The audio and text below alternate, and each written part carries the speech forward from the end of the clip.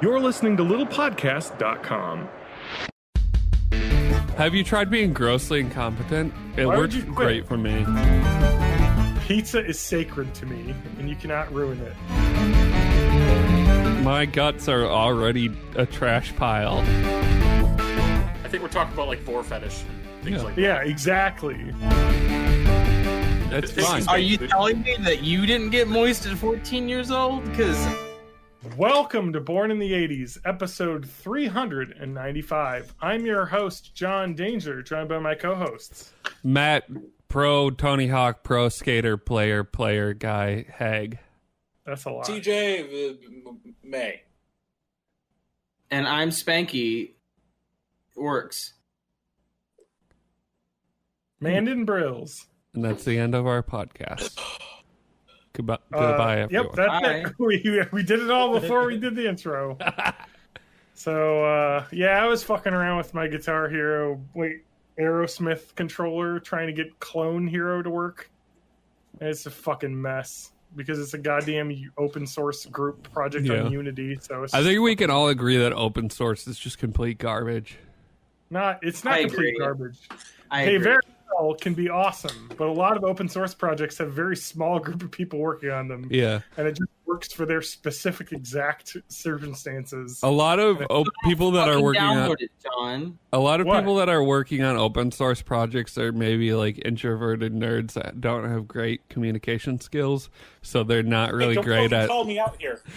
It also makes them not great at like designing user experiences because they can't think of how people think. That is so fucking true, dude. There's so many programmer-based applications that don't have like a UX designer on them, and you just open it up and it's like, how the fuck do I do anything on this? You just use the command line. It's so much easier. Exactly. But I have a really funny example of this. So a while back, I wanted a tablet really bad, but tablets are really expensive, and I was right out of college, so I didn't have a lot of cash. So I was straight out of Compton. I knew that the Barnes & Noble Nook tablet that they had, you remember the Nook? The Tom Nook. Yep. They're like fucking Kindle wannabe. It was a lot like a Kindle Fire. It had a color screen. It was on Android, and if you bought or if you downloaded a file onto an SD card and put it in there, and then just hit a bunch of stuff, it would jailbreak it basically and install Android over it, and it was awesome and it worked, but it's the slowest, most janky ass tablet you could ever imagine because it was obviously all open source and jailbroke on this really shitty hardware that it's on there trying to run Android. But when I was trying to get help with that, I asked on a message board some guy hey, I just have this, and he's like, that's a stupid question. I was like, Jesus, I'm just trying to get help, and he was super short with me, and I was like, don't you want other people to use your software? It wasn't very intuitive, your instructions, and it was just read the instructions, and I was like, well, I did, and I didn't understand what I was supposed to do because they're not well written. You are pretty bad at following instructions, though. That is true. But I will argument that reminder that yesterday TJ was like, what times are you guys not available? And your response was to tell TJ what times you were available. Who asks when you're not available? TJ was taking it upon himself to find out the blacked out times of when we can't do it, and then he was going to find a time that worked for all of us, and that worked flawlessly today. I'm the one who's always available. So I'm just tell me when you guys can't be on. Here's what happens, can't be asked to decide at the time. Matt and TJ, I'm always available to do this podcast. So that question made no sense to me. All right. So next time we'll record Monday at 1 p.m. That's fine. I'll take a break off work. Dude. Okay, I'll schedule it. Well, no, not this Monday. I'm also available all the time. Why is that, Matt? Because I don't have a job, and because the coronavirus took your job, eh? No, I lost my job, but then the coronavirus made it so that I'm incentivized to not look for work because with the corona benefits, government cash. I'm making more than I did at my job. Yeah, and there's not jobs out there. So like, unless if I can find a job that pays at least $25 an hour, it's not worth it to look for a job right now. Good. Fair enough. TJ, why didn't you get fired from your job? Because I was too good? Yeah. You have unemployment right now. Have you tried being grossly incompetent? It Why would worked you quit? great for me. TJ, all you have to do if you want to get unemployment is get a job and then just be bad enough at it that they want to get rid of you. Yeah. Why can't you do the thing that 90% of Americans do? Because that's not the way I approach work. It's like, Sorry. so you're basically being punished for being a good citizen and employee. Yes, when it comes to work, I'm a fucking boomer. I take pride in the work I I mean, you're do, basically a boomer. You're the TJ, I oldest think one you're on the call. greatest generation. Yeah, I am Just that old. TJ. I feel like it. Um, No, I'm the silent generation. The silent but deadly. generation. Oh, yeah. Especially after this week. Should we just get right into it? Yeah. Okay. Yeah, so... Yeah, what are you going to bring up from this horrible week? You said silent but deadly. Coronavirus would blow a 24/7 lead to racism. Yeah. Hey, remember when we were Silent worried about the deadly. coronavirus? No, I want to talk about shitting. Okay. And specifically Shitting. about Taco Bell. Shitting and I said farting. silent but deadly. Those are Okay, rarely we si- should talk about our hack the menu. Yes. That's the pizza. And Oh, the goddamn. Sprite that I had. I'm jealous. I want pizza now. It was fucking good. I got You realize, Pizza of Pit, course, the next thing is going to be Pizza Miracle Rice, Supreme. Oh, Pizza no, rice no, where no, you no. shove a Yes. whole pizza in there. No. Pizza is sacred to me, and you cannot ruin it. It'll make pizza soup. Pizza TJ, soup, I try. TJ, you did a thing. Yeah, you Okay. talk while I go get a drink because I'm thirsty as fuck. Okay, so I took the first dive into our Taco Bell Miracle Rice, or as I called it on stream, Mirabell Rice. So unlike my compatriots here on the podcast, I do not possess nor have access to a rice cooker. So I was already at a disadvantage for this challenge. So our goal was to make a Taco Bell inspired Miracle Rice, very similar to the McMiracle Rice that John and Spanky did a couple weeks ago. But we were going to do it with the $5 Chalupa box at Taco Bell. That $5 Chalupa box typically includes a Chalupa Supreme, a Crunchy Taco, a beefy 5-layer burrito, an order of cinnamon twists, as well as a beverage, which is usually pictured is the Mountain Dew Baja Blast. I did make one tiny adjustment. I would have made more if I really cared, but I know that you can just sub in chips and cheese instead of the Cine Twist, so I did that. Otherwise, I kept the rest of the box as standard as I could. So I brought it home with some sushi rice because I couldn't find jasmine rice anymore because everyone's bought all the good rice because Yeah, it's just 'cause shelf-stable food and hoarders fucking suck. like me, everyone just Googled what is best tasting rice. Oh, jasmine. Okay, cool. Exactly. So I used sushi rice, a 4-quart pot most likely. I don't know how big the pot is. And I just went ahead and just kind of threw everything in there. Threw in rice, about a cup of water, the entire 20-ounce Baja Blast. Had to soak it first. Why'd you soak it? Because the sushi rice says it needed to be soaked before boiled. So I had that soaked for 15 minutes before. Probably just to like Before- remove extra starch and shit. Like I usually rinse my rice. Possibly, but I don't know. I don't know if I chose a good rice, but it was what was there. That because they didn't have jasmine rice, because fucking assholes buying all of it up. So once I started boiling it, I threw all the Taco Bell shit on top, including the equivalent There are of. photos on the Discord of this if you'd like. There are to photos see. on the Discord. Or no, there and isn't for you. No, You there did a was. stream. Oh, you put photos in? Yeah, you put photos. I put 2 photos at the end. Oh, okay, cool. Yeah. But I also have the stream as well. A 1-hour fucking stream on this shit. Because I went from start to finish on it. And then that being said, I didn't add enough liquid because all the fucking tortillas soaked up all the liquid in there. So some of my rice was really gritty and hard. But anything that was in direct contact with the tortilla... Like a Zack Snyder movie. Yeah.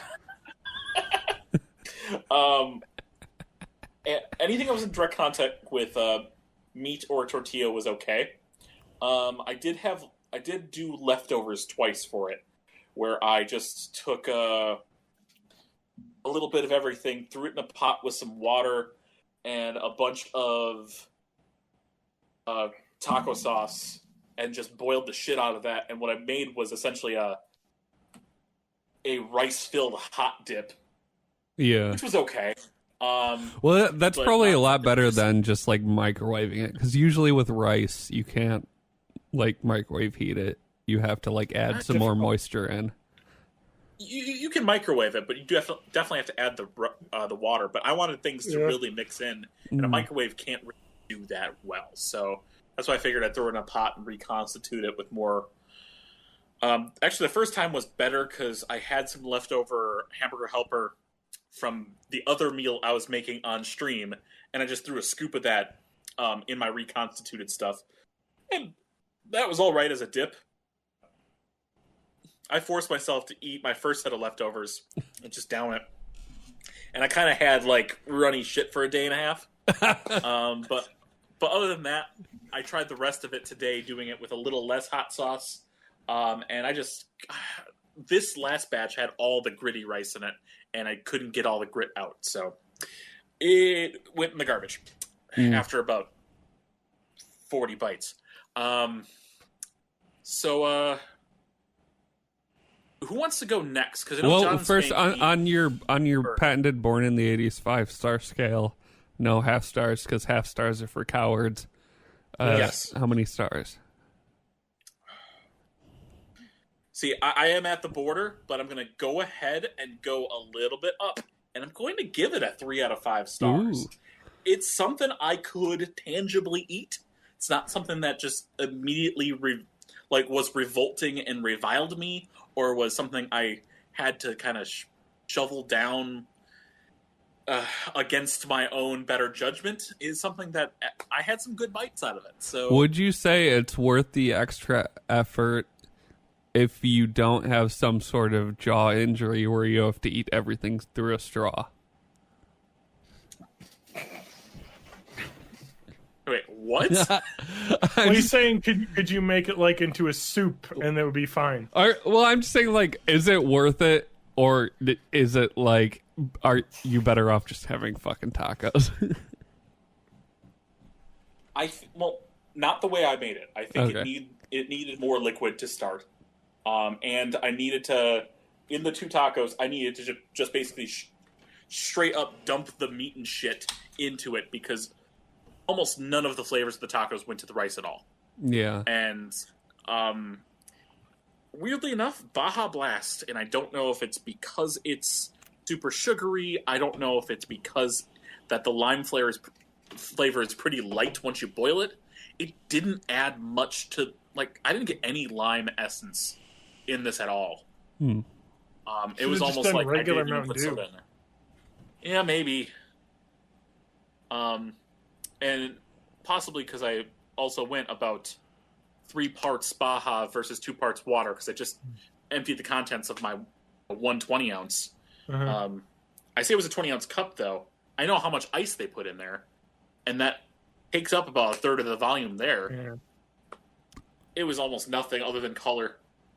There were some green spots in my rice. It didn't affect the taste, but it was green. Very light. So good green for St. Patrick's Day. Yeah, there Cool. you go. Well, I think Spanky should go next, because I did a real twist on it. Yes, you did. So Yeah, I did hard mode. Yeah. I did absolute hard mode. No substitutions whatsoever.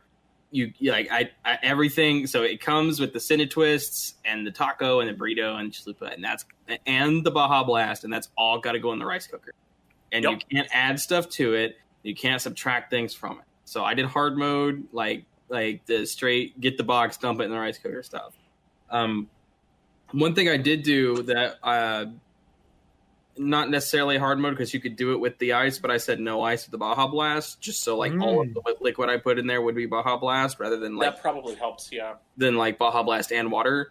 But I dumped the entire thing of Baja Blast into the rice cooker with the rice, and then I put the the main items on top, and then the Cine Twists on top. Now, I will say what I should have done is should have put the Cine Twist on the bottom, because the ones that were touching the Baja Blast just completely disintegrated. Like 100%, absolutely. Like there was nothing left of them whatsoever. The ones that were on top of like a burrito and didn't really touch any of the Baja Blast, they just became kind of chewy. Not in a like too chewy to eat way, just like weirdly chewy. Yeah, so what happened to mine was the hard shell taco and all of the Cine Twists that were touching the Baja Blast disintegrated completely. Like, there was no physical form to them at all whatsoever. So by the time that I got it all out of the rice cooker pot and onto the plate, the rice and the disintegrated Cine Twists and the hard shell taco had become one thing, which was a like sweet and spicy meat cheesy rice, which was fucking amazing. It was delicious. Okay. The burrito that it came with turned into almost an enchilada texture. Yes. Basically, the tortilla became extremely, extremely moist. And one thing that was weird to me was that, you get fast food and it's even if it's hot, it's never like hot, it's never like I've gotten fast food and now I've burned my mouth from putting it in my mouth. Except for maybe like fresh out of the fryer McDonald's fries or something. Oh yeah, God, those are so good. Yeah, I know. So one thing that was weird to me was that because I put it, I burnt my mouth a tiny bit because I never have thought of like, oh, I've just recooked this food and now it's going to be hot, because like to me fast food is never that hot. So the burrito was delicious. The rice that consisted of the disintegrated taco and Cine Twist was absolutely delicious. And then there was the Chalupa Supreme. The Chalupa Supreme was the most least interesting part of the entire thing, because it basically just became a very, very soft, almost pita, almost like a moist steamed pita or something around it. And it was fine. Like, it tasted fine, but it tasted like a chalupa, except for there was no crunchy shell. So it basically just kind of made it like a less interesting chalupa. You turned a chalupa into a gordita. Yeah. Pretty much. Yeah, that's pretty much what happened. Unfried the chalupa. Yeah, that's basically what happened. So the Baja Blast mixing with the rice, I did use all of it and no ice, and the rice was not hard or anything like it was last time when I did the Coke with the rice with the Miracle Rice. The rice was totally cooked thoroughly and fine. It was sweet from the Baja Blast, but because I put the fire sauce and the taco and everything, it was very much like equal parts sweet, spicy, and cheesy and meaty. And like it seems like kind of an overload on the taste buds, but I mean, honestly, I was digging it. And I will give this a 5 out of 5 stars. I not only would do this again, I am likely to do this again. It's almost like you just made a Mexican curry just in your rice cooker. Yeah, no, for sure. Like the way that I did it hard mode, I was like, mine's probably going to be the worst because I'm doing it, with the Cine Twist, with the Baja Blast, no adding water or whatever. I thought my rice would be hard. I thought the Cine Twists would become like shrivel up to being unedible like bricks of cinnamon that just ruined. I had bad like expectations out of it, and every single thing on it was absolutely delicious. Yeah, I wonder what would happen if you put like the chalupa on the bottom, and then Cine Twist, and then rice and water on rice and soda on top. The thing that I would do next time is the cinnamon twist would go on the bottom, because the chewy cinnamon twist didn't really add anything to the whole meal. I much preferred it the disintegrated cinnamon twist, because they made like because cinnamon, like with Big Red Gum, goes with like heat really well. Yeah. So the fact that it was like a very cinnamon heat, and when the ones that disintegrated into the rice, I was a huge fan of that.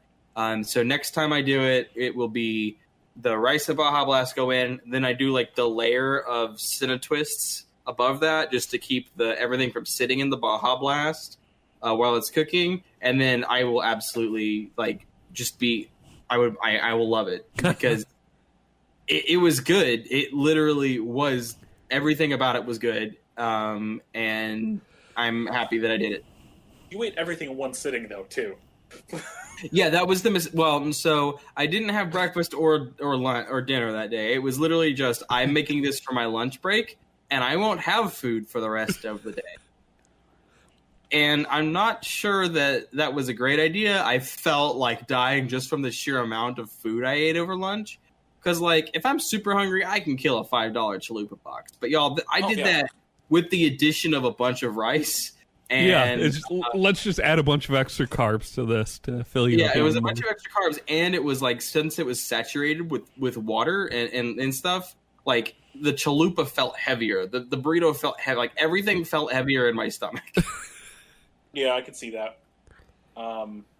I'd probably say if you do that again, go ahead and eat half now, eat half later, but serve it with some sour cream on top. Then, if you're now you're not and some sauerkraut. Held by the challenge anymore. Sauerkraut, really? No, I just thought it would sound disgusting. Oh. I mean, it has its place, but not by me. Oh, I love sauerkraut. Don't even get me started. It's got to be the raw shit, the uncooked.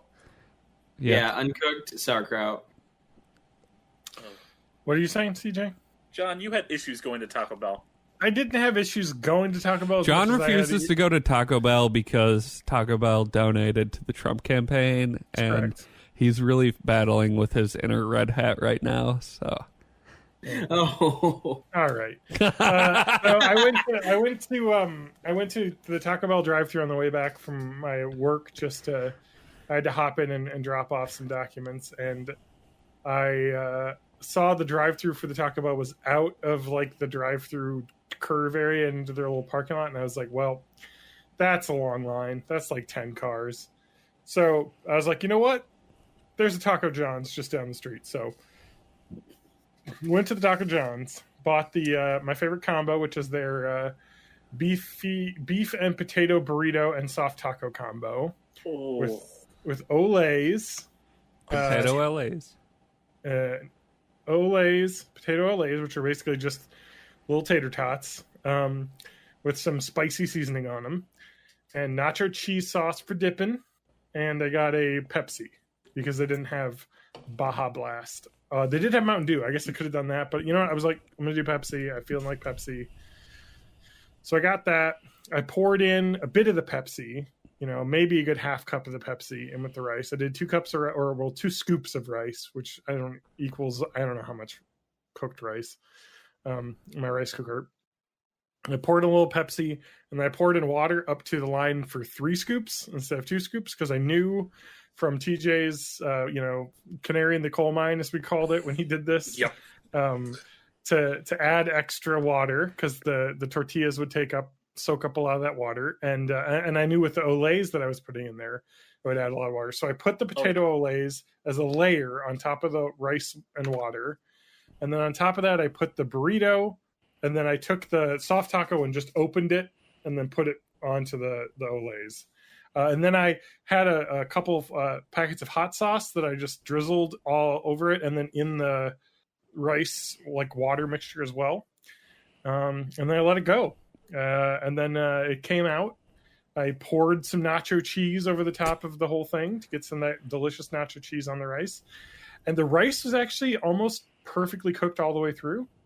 I was surprised. Didn't really have any hard pockets. A couple scorchy pockets on the bottom, but not too bad. Like nothing that was crunchy. But it was delicious. I'm saying 4 out of 5 here. If I'm sorry, Spanky got saying 5 out of 5. Maybe I just need the cinnamon twist in there to get over the top. It's But good, like man. to me, it was like, would I rather eat this or the tacos? And I think I just rather eat the tacos because I just like the mouthfeel of a taco. But I would definitely try this again because it turned out well. The problem is way too much food for one person. Yes. And I wanted to eat what I should have done is like cut it down the middle and taken half the taco, half the burrito, and just eating that and then save the other half. But I was greedy and I was like, I'm just gonna eat the whole burrito part and the whole taco part because it was the best part, and then eat as much rice as I had left over. But it was good. I mean, like we've said, the soft tacos basically turned into enchilada texture, like just a super soft, like pull apart, like tortilla was really actually pleasant. The olays were great in there. They add a lot of good flavor, and then I want olays right now. They mix with the rice. That's really giving well. me a lot of like real like Midwestern casserole vibes. Because like, have you ever also- had like tater tots on top of tater tot casserole? casserole. Yeah. I make that all the time. What is it that you call it in Wisconsin? It's called tater tot casserole, but in Minnesota they call it hot dish. hot dish. Yeah. Dish. Hot dish. So the other thing too is that I've been drinking this. I got this from the grocery store in a delivery. Ooh. Oh yeah, Sprite ginger. I saw that. I've been hot on that. Like my two favorite like soda flavors, like lemon lime and ginger ale. So Does it come in a sugar-free variety? I bought the sugar-free variety, and they didn't have any, and they substituted it with this when they delivered it. So Because I know all right. Sprite does the zero. They had a brand. zero Sprite Zero ginger, and that's what I had ordered. But they gave me this instead, which is fine. Whatever. So, John, based off of Spanky's experience, if you were to do it at Taco John's again, I think you should throw in a churro. I was about to say they got churros there. I can put a Basically, churro yeah. in there. Basically, the cinnamon twists are shitty churros. So here's my contribution to that suggestion. Cinnamon twists are okay. Churros are amazing. Yeah, I Yeah. don't know if I'd want to ruin a churro. I don't know if a churro I'm would 100% completely fine. dissolve either. Like the way Yeah, it's I'm done. 100% fine with ruining some cinnamon twists. They're okay. But a churro, it could oh my make the churro better though, because the churro's fried, and Yeah. if it made that chalupa unfry itself a little bit, you might get like a soft, cakey churro. yeah, I might be good. So maybe I'd split the churro in half and try half of it in there, and then the other half I can just enjoy because it's good. Like Solomon did. Split the churro. Exactly, you cut his churro in half.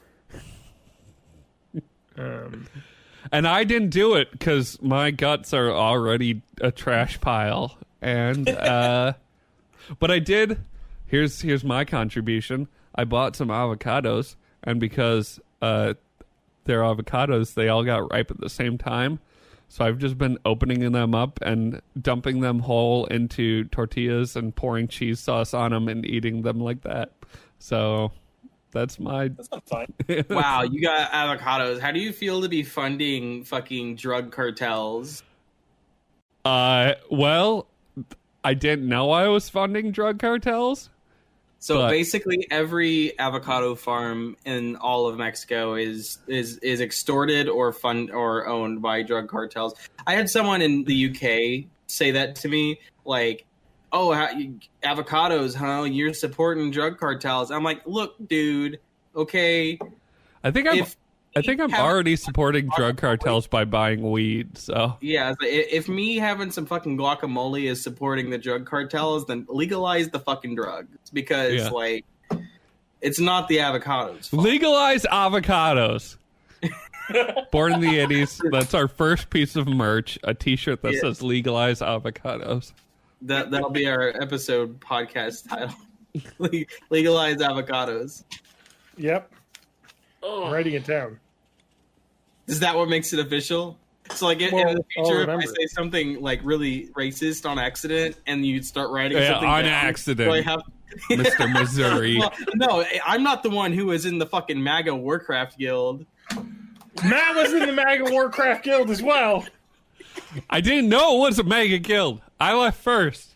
Make I Azeroth left great first. again. I left on the first night. Yeah, that is true. Our Spank- guild used to be called Make Azeroth Great Again. And this What is if our that was transition into spending 3 hours talking about Warcraft. We're not going to, because our one listener talked about how he doesn't play World of Warcraft in a way that made me think that he didn't appreciate us talking about World of Warcraft all the time. So anyway, the thing about World of Warcraft you need to understand is it's really great. Our game. guild exploded again, and it was Matt's fault this time, I say. But this time it's Yeah. not that. It wasn't my fault. I literally logged into my World of Warcraft Classic account for the first time since I quit that guild the first time, just to join the guild that everyone was joining afterwards, even though I have no intention of playing. Yeah. Yeah, Spanky's on our guild roster now. Yeah, the best part is that we were talking about like our raid roster, and it was like, do we got enough shamans? And they're like, we got this alfalfa guy. So you gave them false hope. Honestly, that's fine with me. Wow. I'm still in tool time, so I haven't Yeah. played in. Yeah. Anyway, I'm about the tool time. My rogue MySpace is still in tool time, so I think I don't even know if I my- have it all in Tool Time anymore. I think I got my- Tim Taylor, yeah. the guild leader of I've Tool got Time. Al Borland. But no, I don't know. It's fine. Our guild split up because, well, I mean, like, I don't know. I don't want to get into it. yeah, too we don't much. need to go over like World of Warcraft guild drama because nobody's going to relate to that. Yeah, and I don't also know. People do relate to that kind of shit, though. Like, listen, the only that thing kind of you need petty, to know like, about it was the day that I joined, which was also the day that I quit. I joined the Discord for that guild and was like, this person named BB is probably a shithead. And then fast forward 3 months, that person named BB was a shithead and pretty much Caused the guild to all implode. the Yeah. Discord that caused that guild to fall apart. yeah, it caused a lot of people to quit and join the new guild. So, I mean, I get it. You know, like it's a nightmare. I mean, I was on the A team of their guild, so I was more hesitant to leave. Is I that the guess. first A or the second A in MAGA that you were on? John was just following orders. I was on their like their main raid team, and then they talked about how basically so many people left the guild that they're going to have to condense their two groups of 40 people into one group of 40 people. And then I asked them if I was going to be in that group of 40 when they condensed, and he said no, and so I quit. Yeah, and I was quit like, I have no because I place to don't. play. I quit because I don't like racism. So I also quit for that reason. Yeah, after you realized you couldn't get any more loot from the racism. Yeah. It wasn't going to work for me anymore, so I wasn't going to work for them.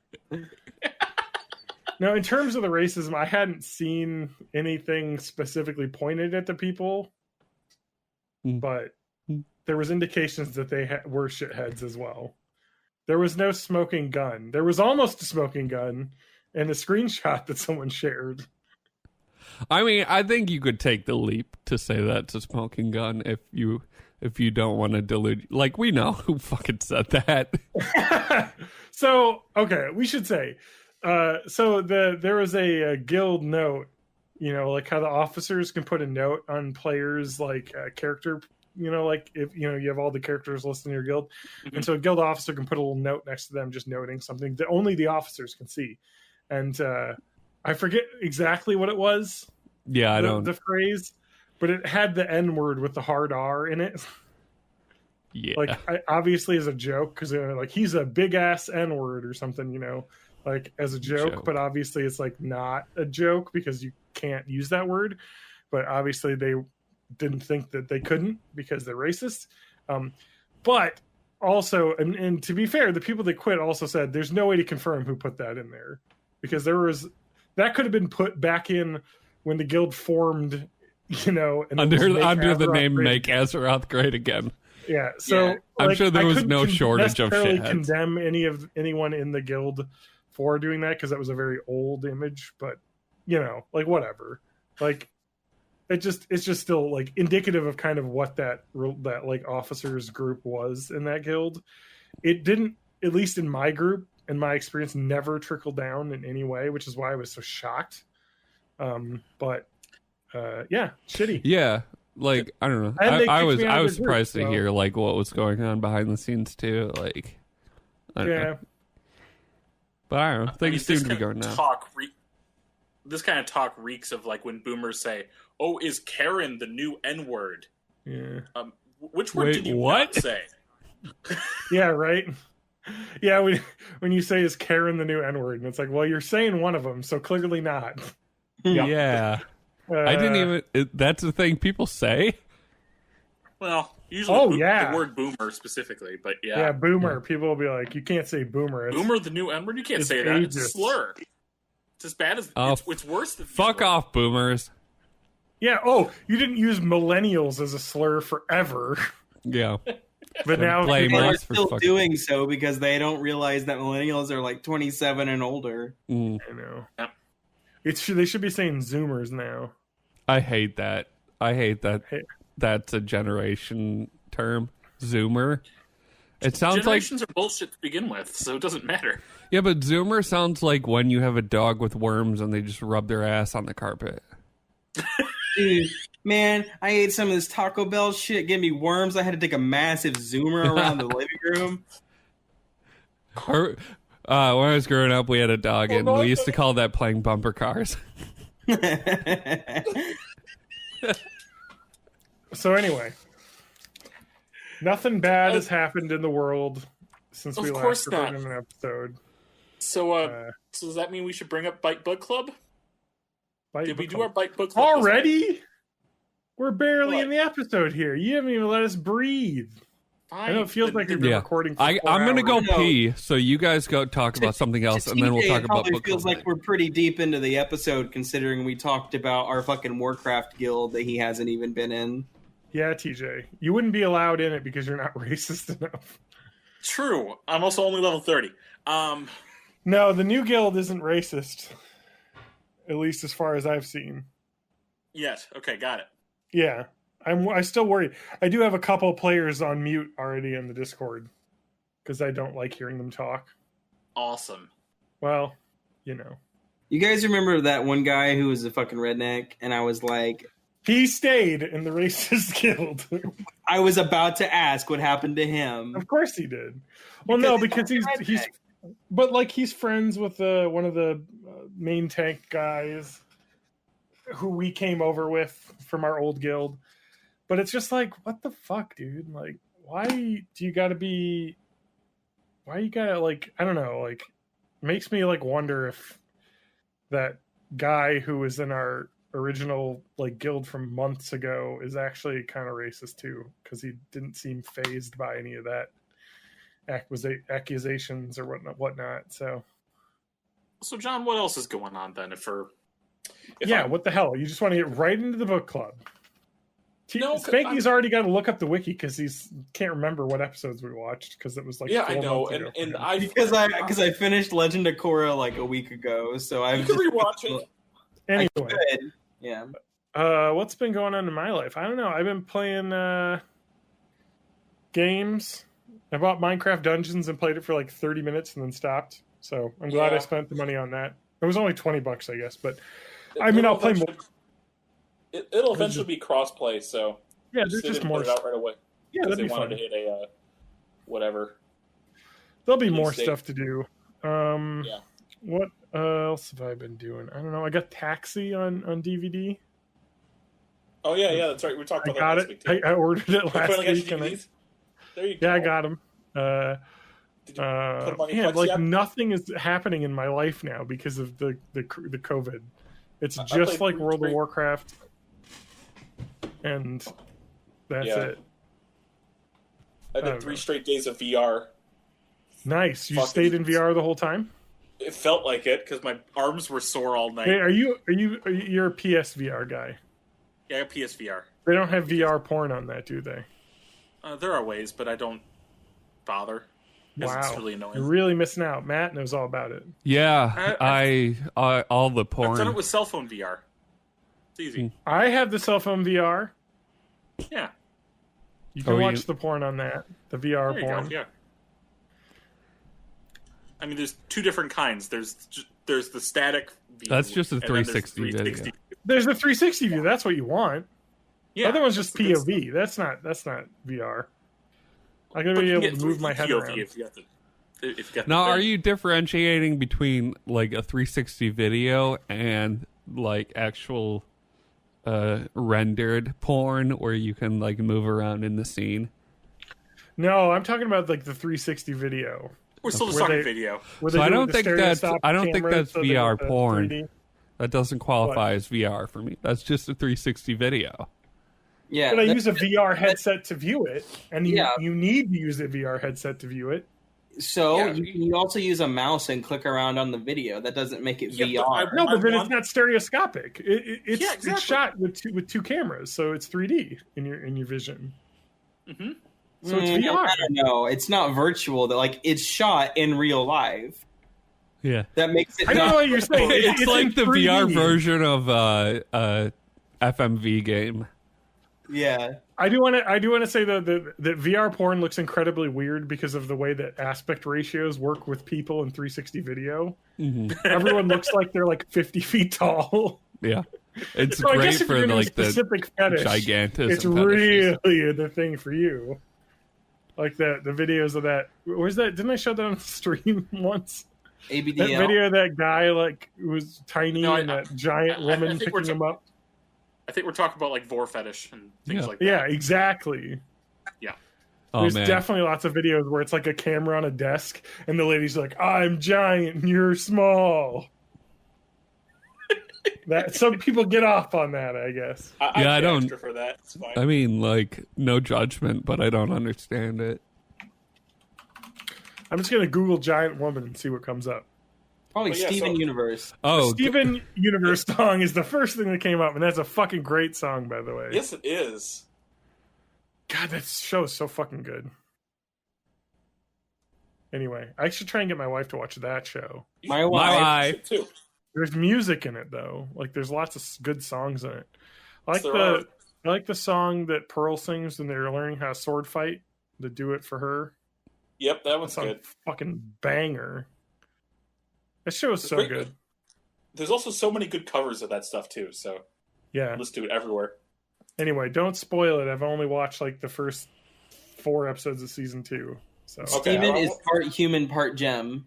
yeah, I know that Mhm. part. Yes. And when does Jem meet the holograms? That's later. It's already Okay. happened. Spin off. Okay. The gems have met holograms at the point where I'm at. No, but Because there's he's talking about a different series altogether. what, Gem and the Holograms? Gem and the Holograms, which I think you've What about watched. that new I've movie that came out? The Oh, 2015 Avatar? No, the 2015 Gem and the Holograms movie. Do you remember that? That has been talked about on the podcast. I don't know if Yeah. I was part of that. It was not well received. At 22% on Rotten Tomatoes. Oh, I think people just weren't ready for the artistic vision of the 2015 Jim and the Hologram. You know what's really crazy about that movie? I'm just finding out is that the director is John Chu, Uh huh. who you may know as the director of the extremely popular and extremely like culturally relevant movie Crazy Rich Asians from 2018. Okay. They got a 91% on Rotten Tomatoes. So and he's also directing the In the Heights, the movie version of Lin-Manuel Miranda's first musical. So I gotta say, honestly, he really went only up from yeah. From Gem and the gotta say, Holograms. though, like I like In the Heights a lot. Yeah. And of course I like Hamilton a lot. I can see how they'll make Hamilton into a movie. I don't really see how they're gonna make In the Heights into a movie because it is very, very like it can be a like I don't know. It's very much not a movie to me. Yeah. It's like too much of a stage production, is what you're saying? So what it is a lot of the show is there's a blackout, right? And so a lot of it is dark. And I'm like, how do you make this interesting in a movie but still sell the idea that it's dark? And if they did like just a recording of the show on stage, I think that'd be fine, but it's not a movie. Hmm. So I don't know how they're gonna do it. The I whole guess we'll story- find out. the whole story of In the Heights can be summed up in like 5 sentences. So it was a blackout, so like people just posted black pictures on their Instagram profiles. Yeah. Yes. It completely flooded like actually useful hashtags. And the crazy thing is that it fixed all of racism. It's gone now. Well, I mean, ever since Kylie Jenner gave that cop that Pepsi, racism was solved. And then, holy things shit, happened. I forgot about that. Yeah. Did you see the picture of the guy holding a Pepsi out to a police officer? No, but that's great. Oh my god. Yeah. So Man. racism solved, guys. Isn't it like super great how all cops are terrible? I would like to mention in our guild that we made, the new guild, we had like a first meeting, and everybody stood in front of the auction house in Orgrimmar and kneeled, and it turned into a Black Lives Matter protest in the game. Yeah, Or like people or just like a assumed we Horde were Lives protesting Matter. and then joined in. Yeah, and then people started yelling. I started yelling, "All paladins are bastards," Yeah. or "Paladins are the cops of Azeroth," Hell yeah. because I hate paladins. You know? Mhm. And yeah, it was fun. It was. I Funny. hate paladins too, which is weird because that's what my retail character is. But Well, you know you do how hate shitty yourself, they are. so I know how shitty they are, and also like I hate So trolly. I'm not gonna talk about retail WoW because I obviously don't yeah, give a because shit. nobody gives a Basically- shit about that. Yeah, but basically the way that you have to play a paladin right now is not fun at all to me because it's just too fucking fast paced. So like, I got turned off of retail as soon as I got the achievements and the flying mount that I wanted because I'm like, fuck this class. Yeah, And it was a paladin, so I you agree. classist. It's true. Class warfare. You know what Yeah. we could talk about? At least 3/4 of us have been playing a lot of the Halo Master Chief Collection. That's true. That is a game that we've been playing that TJ has already played, but isn't playing with us. Because it doesn't have crossplay for some stupid fucking reason. Yeah. It Well, does I make under. you log in with your Xbox Live account. That's so now not having crossplay. That's not that bad. It requires you to log in with your Xbox Live account to do multiplayer. John, you don't think you did, but you did because you're logged into your Microsoft Store. Yep. I'm really confused as to what you're saying. So when I invite, it lists my Xbox Live profile as my character profile in that game. Yeah. yes, what I'm saying. So what I'm saying is Yeah. when if I'm not using the Steam interface, which is a separate thing you can use, but you can play Steam with someone who bought the game on Microsoft Store if you want. But I couldn't play Steam with the person who bought it on an Xbox One. Right. Correct. And so the reason it's fucked up is because the reason you're allowed to like have Steam and also Microsoft Store people play together is because they connect it by using a Xbox Live account, which means that the same technology used to connect two Xboxes together to play the game is what connects to two Steam players to the game. So that it's all artificial. Like it's Yeah. totally Got it. possible. And to get an Xbox Live account, I'm assuming that like has a subscription fee. No, you can get a free It's account. free. Okay, so if I get one of those accounts, we can all play together. No. No. Not me. And the thing is you Well, I already thought have the whole an thing Xbox. Spanky was saying was that you can do crossplay if you're on an Xbox Live. No. What I'm saying, Matt, is you right now, when me and you play, we are both using our Xbox accounts to play with each other. We're not using an Xbox, but that's how it works. So we theoretically are doing the exact same thing that TJ and a third person would do on two Xboxes, using Xbox Live to play a multiplayer video game on Xbox Live Network. Yeah. It's all the exact same thing. But because Microsoft, I guess, just didn't want to support it.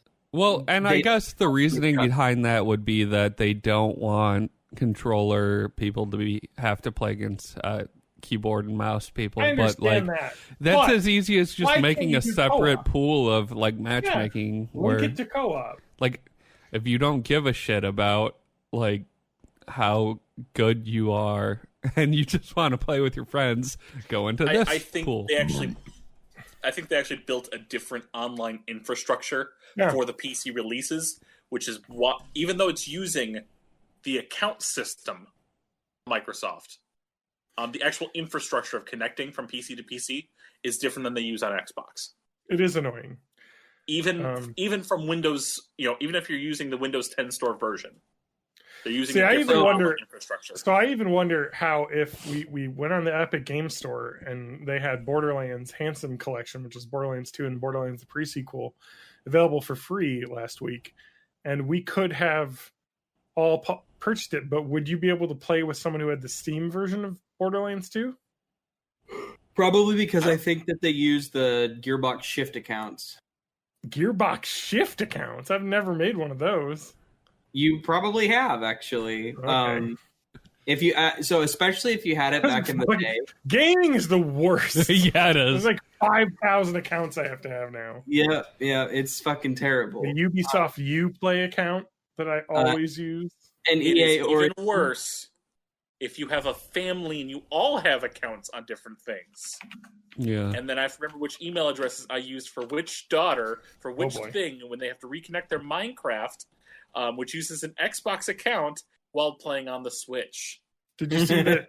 Did you see that EA finally gave up the ghost, and now they're putting EA Access on Steam? But here's the thing: when you buy an EA game on Steam, it launches Origin to launch the game. Like, it's still a Steam exactly game. the way So that like Uplay Steam works. launches Origin to launch the game. Yeah. Yeah, Cool. so it's still installed via Steam, but when you launch it, so basically they just took down. It's just Origin, but without the downloader or updater. It's just like here's our program that doesn't do anything that you have to fucking launch. It's just I mean, I'm nightmare. sure it collects data. And, Yes, exactly. it sells it. Man, somebody should just make like a Netflix for games that like you can play all the games on. I'm describing GameFly, I think. You're describing a couple different things, actually, That's the problem, TJ. including, Google Gamescom? Stadia. I'm going way back on this. Wasn't Gamescom also like a streaming service? Way back Gamescom. when, like in the late aughts, like 2006, 2007? It's like games.com, but it was called Gamescom. I swear that was an old game streaming service way back when. There was Very one that was possible. like Play Live or something like that. On Live. I had On Live. On Live, I yeah. had a On live, subscription to okay, that. yeah. Anyway. Gamescom is a trade fair for video games. So it's That's just all I'm really finding. difficult for us to have like every service connected, and it's just a hellscape that will continue forever. Let's just have a Patreon goal or maybe like a Kickstarter where we buy TJ a better computer. Yeah. And then we can play games together. Yeah. Yes. I don't even need a monitor. I don't need a mouse. Well, I you just just need need a game. You just need a gaming laptop. That Like, or I- I can. Yeah, but I got. gaming laptops are more expensive than gaming They're not. PCs. Oh hell no! Just give me a tower and a keyboard. That's all I need. No. I got on Black Friday because we needed a new laptop. I got I don't even remember, the Acer Nitro 5 gaming laptop. It was like 16 gigs RAM, a 1660 Ti graphics card built in, and like a pretty decent CPU for $500, which is way cheaper than a desktop. A Yeah. desktop with I that think- spec would be like $1,000. I think that the thing High-end that- gaming laptops are really expensive, but Yeah, the mid-level ones are pretty decently Yeah. priced. 'Cause, I was like gonna the say- way I think about laptops is it's always like the same technology but shrunk down, so making it smaller makes it more expensive. But that Yeah. might be outdated because it's been a while since Yeah. I've looked at laptops. Exactly. I think that the gaming laptops are much more affordable than they used to be, because I think those desktops are really for an enthusiast market, so they can charge a lot more because they know Oh, people want a lot more. But I mean, I oh just yeah, and want it's got an SSD, a Ooh. 256 SSD, and I bought a 1 terabyte laptop drive and just unscrewed it and put it in there. So and There you that go, was like yeah. an extra like $50 or $60. So like that thing is like probably 80% as good as my 2013 Tower PC. It has a better CPU in it. And how 'cause much it's was newer. how much was the laptop? 500. 500. Wow, that's way I know, cheaper than but I would expect. That's why I bought it, because I was like, if this piece of shit breaks, I'll at least have a powerful enough thing to play like World of Warcraft and stuff. I mean, it's not going to blow things out of the water, but you'd be able to play the new Modern Warfare probably at least at 45, 60 FPS depending on the settings. So like, And you wouldn't even want to play Modern Warfare because it's a bad video game. So every game is a bad video game, Spanky. I know your agree. games. So No, Any game not so- not Animal Crossing, John. apparently, so how Infinity fucked Ward- did you get with your turnips this week? I didn't do that bad. So Okay. I bought. You my sounded turnip- desperate yesterday when you messaged me. Yeah. So what it was I bought 250,000 bells worth of turnips Woo! for 100 bells each from Daisy May on Sunday, Uh-huh. and like all week long Well, it was 100's like a bit high. yeah, but I mean I'm not like going to fucking Reddit and trying to min max this shit. I'm just like whatever. I'll buy from Daisy May on Yeah. my island. So I bought for 100, and I like all week long it was like 26 bells, 35 bells, 40 yeah. bells. Like and I'm just like I'm gonna get fucked this week. Yeah. And then yesterday, I just went to check, and it was like 190 bells, and I'm like, Woo! okay. And there's a 2 times. There's I'm not getting the crazy like 600 bell shit, Stonks. Yeah. but I am absolutely having a 2 times. That's almost double your money. Yeah, almost double my money. So That's I was free cool with real that. estate. The reason I was asking everyone is because I didn't want to like do that and then someone to message me and say, "Whoa, my bells were like 300 today." So I was just making sure no one else had anything better before I sold them. Man, now I wish I would have bought turnips this week so I could go to your place and sell them. Yep. I don't like the turnip. I don't like to deal with that because it's too much like. I didn't either, Risk. and I only so I have as of yesterday after I did those turnips, I now have my basement. So like basically my thing was like I'm going to Well, I don't see even if have a basement. You're ahead of me on the house building. You yeah, guys, because I did the trade market. I think I got you're- like I don't think you're playing a game. I think you're playing a capitalism indoctrination simulator. I mean, it really kind of is because yeah. it's all about like spending money at the shop to like get new stuff and just like paying The down stock debt. market. But what it is that there's no like risk of fucking homelessness and starvation. yeah, with there's corporations. no payment terms Yeah, on your isn't- loan. Isn't capitalism great? There's like no risks. It's all upsides. Buy, Yeah. consume. Like the best part about Nook is that I'm doing like the min-maxing thing where I just put all of my money left over in my savings account and just have that grow super high because I know I can earn interest on that rather than just giving it to Nook and Yeah. wait till I have all of it before I get that. Although the interest rate is so shitty Yeah. on the bank. It's like It the used real to be world. higher, and they released an update to made it lower because people are like, you can do like 3 weeks of turnips and make like $5 million, and the interest rate was like 10%, and like that compounded so quickly. Yeah. Especially with people like time jumping into. Yeah. You really could get ahead. But like to me, it's like, why? I'm using it the correct way, and it's so useless now. Like, anyway. It's not that big of a deal. I really do need to get back into that game. I did play a bunch of it this week. I hadn't in a little while, but then I don't know. I've kind of done everything. I need to, I guess, collect more of the June stuff. There's a lot of new bugs and Are there June fish and bugs? stuff in June to catch. But I'm not going for a 5-star village. I've heard that's kind of bullshit in the game because it's. I guess you have to have it built in a very specific way to get 5 stars, and that sucks. But I got mine up to 4 stars. I'm happy with that. So that's 4-star like rating. HOA simulator. It's actually HHA. It's called Happy Home. No, the aardvark in my village complained that I had a car parked out in front of my house too long, and they're gonna fine me bells.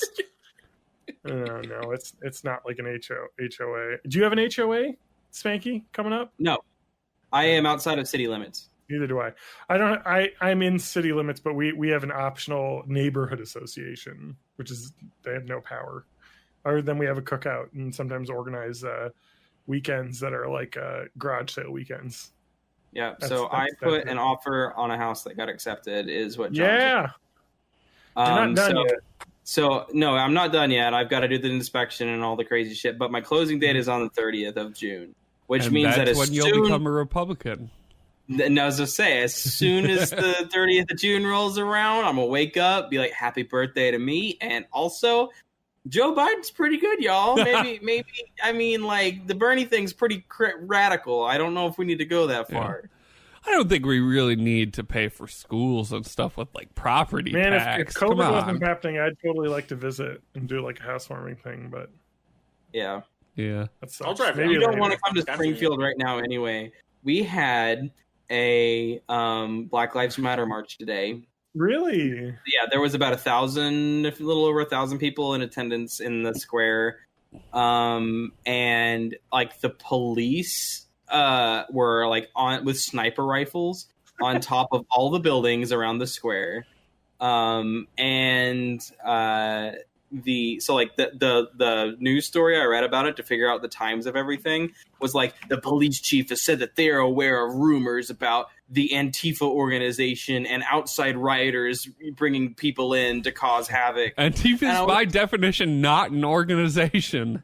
Not only that, that's what I always tell people is like it's a shortened word. It's like whenever you call someone bae instead of calling them baby, fam. Or if you want to use the acronym version before anyone else, which I think is bullshit. But it's literally just like saying bae instead of babe. It's just a shortened word.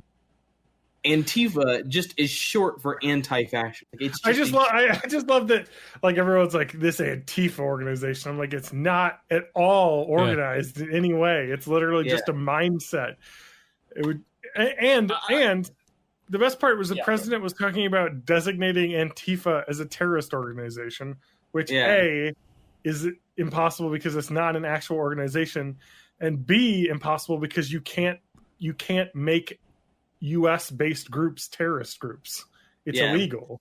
So it's like only foreign groups can be terrorist groups. Yeah, it's like it's not a organization, so therefore cannot be a terrorist organization. And if it was an organization, it would be a U.S. organization and still couldn't be a terrorist. Correct. This is why neo-Nazis are not a terrorist organization, because they're a U.S. based organization. Really? Things I've been hearing about in this very red area I'm in, and in the TV channel my mother likes to watch. What channel could that be? HGTV. Yes, HGTV. She watches a lot of MeTV. Fucking Chip Gaines is always like the Antifa, blah blah blah, shiplap, blah blah blah. I mean, they are homeowners. What I keep hearing is like, how were people able to organize this quickly? I'm like, you ever heard of the fucking internet? Yeah, because like it's there. Oh, so their whole thing is this: there's some like shadowy organization pulling the strings. The place that I went to my first 2 years of college it's called West Plains, Missouri. It's got like 10,000 people that live there. Like it's tiny. And they had I think day before yesterday, they had like 25 or so people just like with signs and stuff, and like pretty much nothing. And for my friend whose sister was there, it was like, oh yeah, there was this crazy lady that they videoed who just kept yelling, losers, losers, losers at the Black Lives Matter people. Sad, hashtag sad. Yeah, and there was the thing, he's like, yeah, my, I don't know if it was an aunt or whatever, but he's like, yeah, she was like, I heard that there's rioters in West Plains and they're gonna start attacking the police. There were 25 people, 25 humans with sign. Like, it blows my mind how like there was a headline. I mean, it's the same fucking shit from Fahrenheit 9/11. Like when he goes around to like small towns and he's like, "You worried about Al Qaeda attacking, this 10,000 person town?" Like, well, we got Walmart. It's like, no. This is not real. You're way blowing this out of proportion. Like, holy cow. Like, it's because these people don't, like, rural people don't have they don't know. Yeah, they lack. If you've never understand. been to like an actual city, you lack context. Yeah, there's no context. To them, 25 people with signs is a riot. So But to me, that's just a regular Madison weekend. Springfield has 150,000 people, which is not a huge city by any means. No. It is about the threshold at the point when you can call it a city, and that's about it's it. big. And it is, I think, 93% white. Yeah. My dad, when he comes here, refers to this as the big city where the black folk live. Oh no. I mean, okay, so sorry, Dad, if you listen to Fort Maine podcast. And this is how you have to figure this out, even though I've told you in person many times. You're not good at being not racist. You're pretty bad about being racist. But Madison's 75% white. Yeah, so like 8% Asian. Yeah, Springfield is incredibly white. And like just the fact that my dad, who like lives in a town with, I shit you not, 0 black people in it, and like the closest place of West Plains has like maybe 10, 15 families, if that. Like he has to drive 2 hours to go to a place where black people live. And like that's why he thinks like this is the big city where the black people live, because he's never been to bigger cities or like blacker cities. And to me, this is like the most whitewashed, gentrified piece of shit. Like we have a memorial to like a lynching that happened in the town square in like 1940, like way after like slavery ended and like well into Jim Crow era. Like we've always been hot garbage, terrible about race relations. And my dad's like, yep, that's like Harlem up there in Springfield, Missouri. Wow. Cool. So you asked earlier that like how could they assemble so fast? How could these protesters assemble so fast? Surely there must be a shadowy organization behind it, and I have an answer for you. It is the Oriented Strand Board Mafia conspiring to make businesses all have to put OSB boards over all of their windows and make a killing. Nice. Oh, another thing about that West Plains 25 people, one of my friends, like super conservative family members, was like, I heard that they had like paid protesters coming here to West Plains to make $25 a day from Kansas City. Kansas City is 4 hours away from West Plains, Missouri. Yeah. It would be a 4-hour drive there, some amount of hours, and then 4 hours back for $25. Yeah, the whole idea of paid protests is just the most insane straw man. Like, I know. I don't get how you can believe that. And believe me, if you could get paid for being a protester, I would be getting paid right now for being a protester. It's almost like everybody now has a lot more time on their hands because their jobs are gone. Yeah, and this is part of the reason I think these BLM protests were a lot bigger is because a lot of people are out of work. Yep. Why? Yeah. And I got nothing else to do other than support, the African American or the people of color in my community. Like, why not? These are like, and that's not to be like, oh, they're just out there because they don't have anything better to do. But these are people that like probably would have sympathized and maybe done a Facebook post, but wouldn't have gotten out there. And now they're wound up so tight that they're like actually on the streets. Mm-hmm. Man, the world's fucked up, huh? Yeah. Really, you know what's not fucked up, and something really cool that I had shared with me and I put in the Discord in the lesser games. So have you ever heard of itch.io? Itch.io? Yes. That is where I prefer to purchase video games. Well, guess what? You can purchase a $5 bundle for racial justice and equality from itch.io, and all proceeds from this will go to be donated to the NAACP Legal Defense and Education Fund and the Community Bail Fund, split 50-50. $5 for 564 games. I think that they have added more games to that bundle since you bought it. Yeah, but I haven't bought it yet. But I'm definitely going to buy it because that's a great cause, and it's a great Yeah. way to try a bunch of games I never would have gotten to try. But some really cool stuff that is pretty popular. Like I think Oxenfree is on there, Night in the Woods. Oh, nice. yeah. Some fairly Night of the Woods is a very good game. It is very good. I love that game. And Ewan did this exercise, which I think I'm going to do now because he seemed to have a lot of fun with it, which is that just to scroll through every single game in that and look at all of them and don't like skim them, but actually like if you don't know it, look at it and read it and then see how many out of those you wanted to download immediately. And Ewan downloaded, I think, 19 or 20 of them, which is like when you think about the money that you're giving and then like here's 19 things that I'm already committed to putting on my computer, like that is an insane amount of like you're getting a lot out of this. And for sure, like I'm definitely going to probably it's all going to good causes. I think you can actually donate more too. Yeah, I'm definitely going to add at least 10 or $15.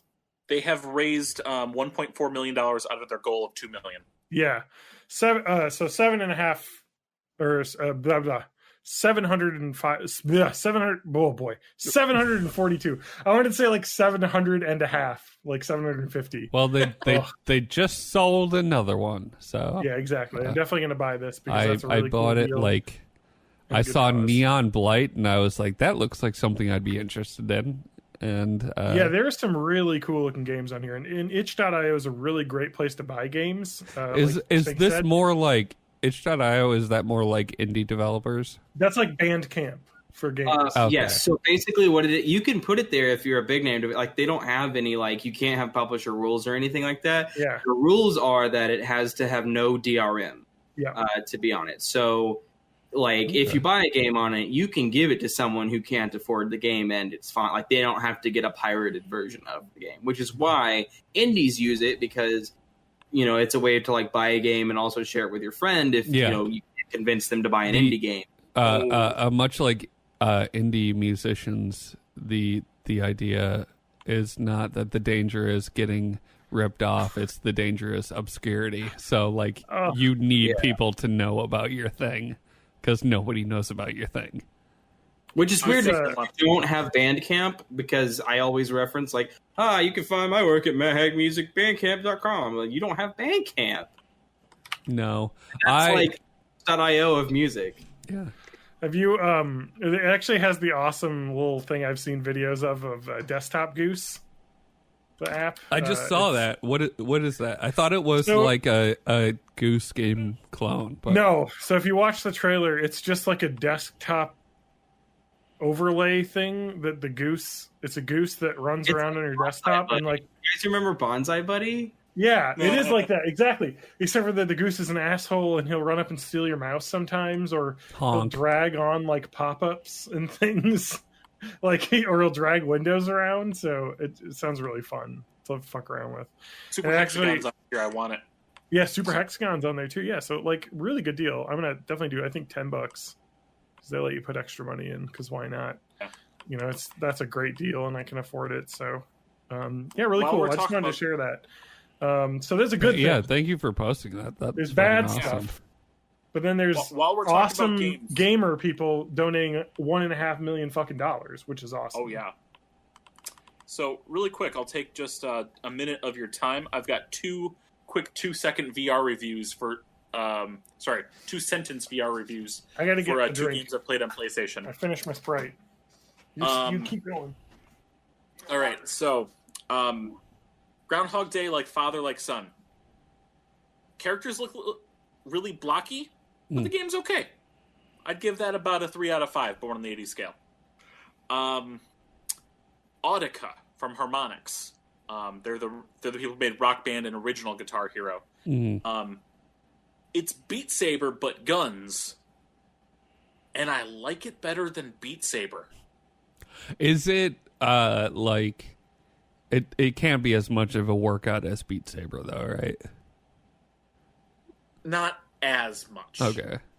But from my already sore arms, it was still hurting them a bit. Okay. And it's not just... because you are pointing and shooting. Yeah. It is, right gun, left gun.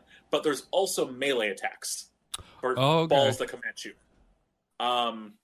Otherwise, it is just targets to music.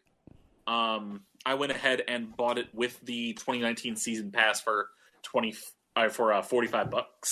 So maybe a bit more than I should have spent, but I think it was worth it for the extra songs. It is available on PC as well, so I know it's because it was PC first. Mm-hmm. So I know there's probably custom tracks and Yeah, whatnot. I think it's like Download for free. $23 or something on PC.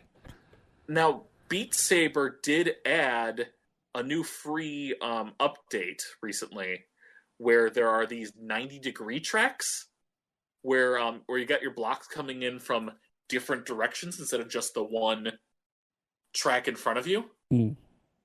Those are a lot of fun. I recommend you try them. I haven't. So I've been playing some Beat Saber too because I got my Vive hooked up again, and boy, are my arms tired.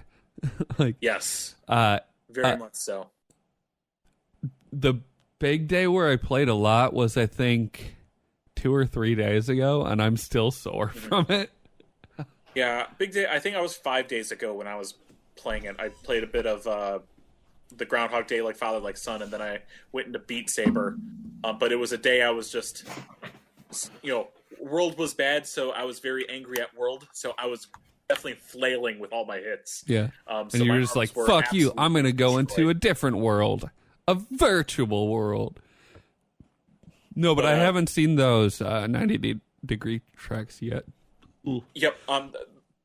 Some of them are just different. It's a different mode you can do on the existing tracks you have.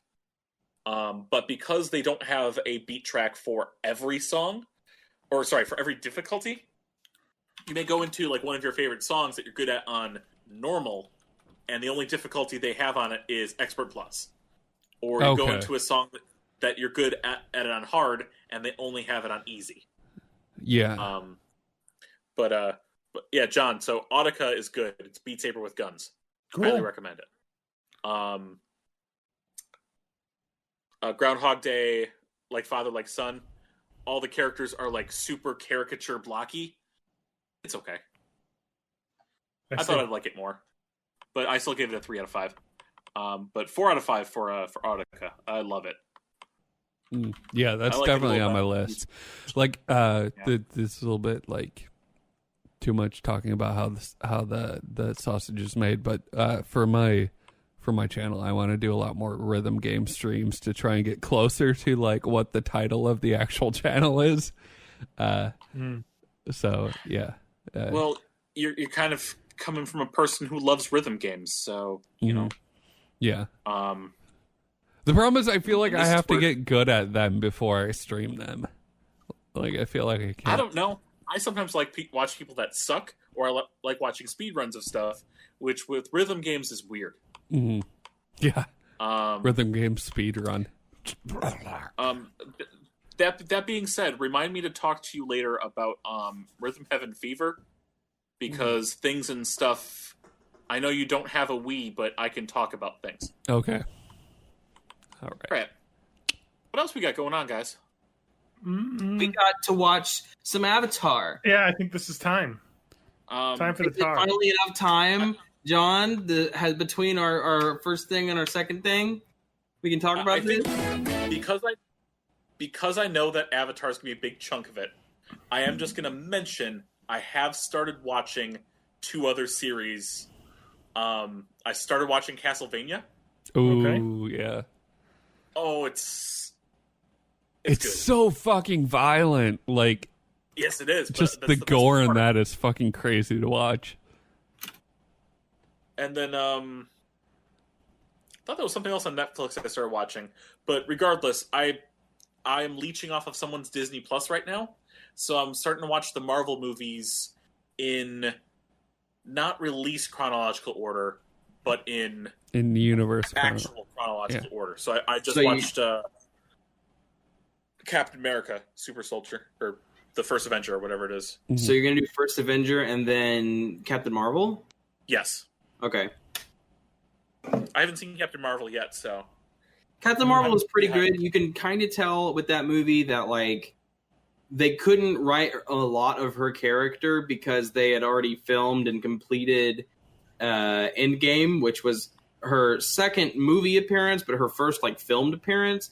And in Endgame, they didn't write much for her at all because they didn't know what the movie was going to do. So because those two movies kind of released a month apart and filmed in a weird order, neither of them really have a lot to like. I don't know. I think Captain Marvel is good, but I think that the next Captain Marvel movie will be the good Captain Marvel movie, in my opinion. Yeah. I think that movie I think I may have already reviewed it on this, but I think that's a 3 out of 5 for I me. think you have, yeah. It's all right. I mean, it's just fun to see a superhero movie that's also a 90s period piece. That's true. I did enjoy that. And I know it's not Marvel, but the problem is the main character is Mary Sue. You know, it's just I Calm keep down, hearing Reddit. that Wonder Woman 84 is supposed to be halfway decent. Did Which that one, come sir? out yet? Or was I that don't delayed? know. what Wonder show Woman are you 84. talking about? Wonder Woman 1984. The Wonder Woman I'm like, it may not be sequel? Marvel, but I think Wonder Woman 84 is supposed to be coming out soon if it hasn't already. I think that might have been caught in like the COVID It's the delays. sequel to the Wonder Woman DC movie that takes place in 84. Mm. It is an 80s period piece movie. Kind of like that X-Men movie that was fucking terrible. August 14th. Okay, that's when it's coming out. Yeah, X-Men Apocalypse, man. I liked the character designs in that a lot. Like, you get like Flock of Seagulls Nightcrawler, but man, the movie was kind of trash. So, I don't know. I could go on a little bit about... I've had the exact same conversation with you and a lot, but basically, everyone remembers that X-Men is kind of a long-running and a series with a lot of shitty movies in it. And when you look at it, it's actually got about 3 really, really shitty movies. Now there are 4 because Dark Phoenix was one of them. So the scales have been tipped a little bit more. But it used to be X-Men Wolverine Origins. So Origins Wolverine, X3, and Apocalypse. Oh, fuck. Those were terrible. Absolute garbage. The rest of them were either like, whatever, or actually really good movies. Like X1 was alright, and then X2 was really good, and X3 was terrible. Origins Wolverine was god awful. The Wolverine was amazing. Logan's amazing. Logan was is amazing. Wolverine the one where he went to Japan? Yes. Okay. Yeah. Yeah.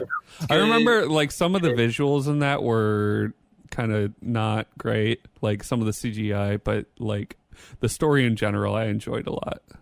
The director's cut is also pretty good because it is both better CGI and they include shit that I didn't ever see before. So I randomly popped in the director's cut and like didn't know it. And like there's a scene where they like shove a guy through a snow like a snow shredder, snow blower thing, and it just blows chunks of human in the back. And yeah, the CGI is not great, but I had seen the movie before, did not expect that to happen.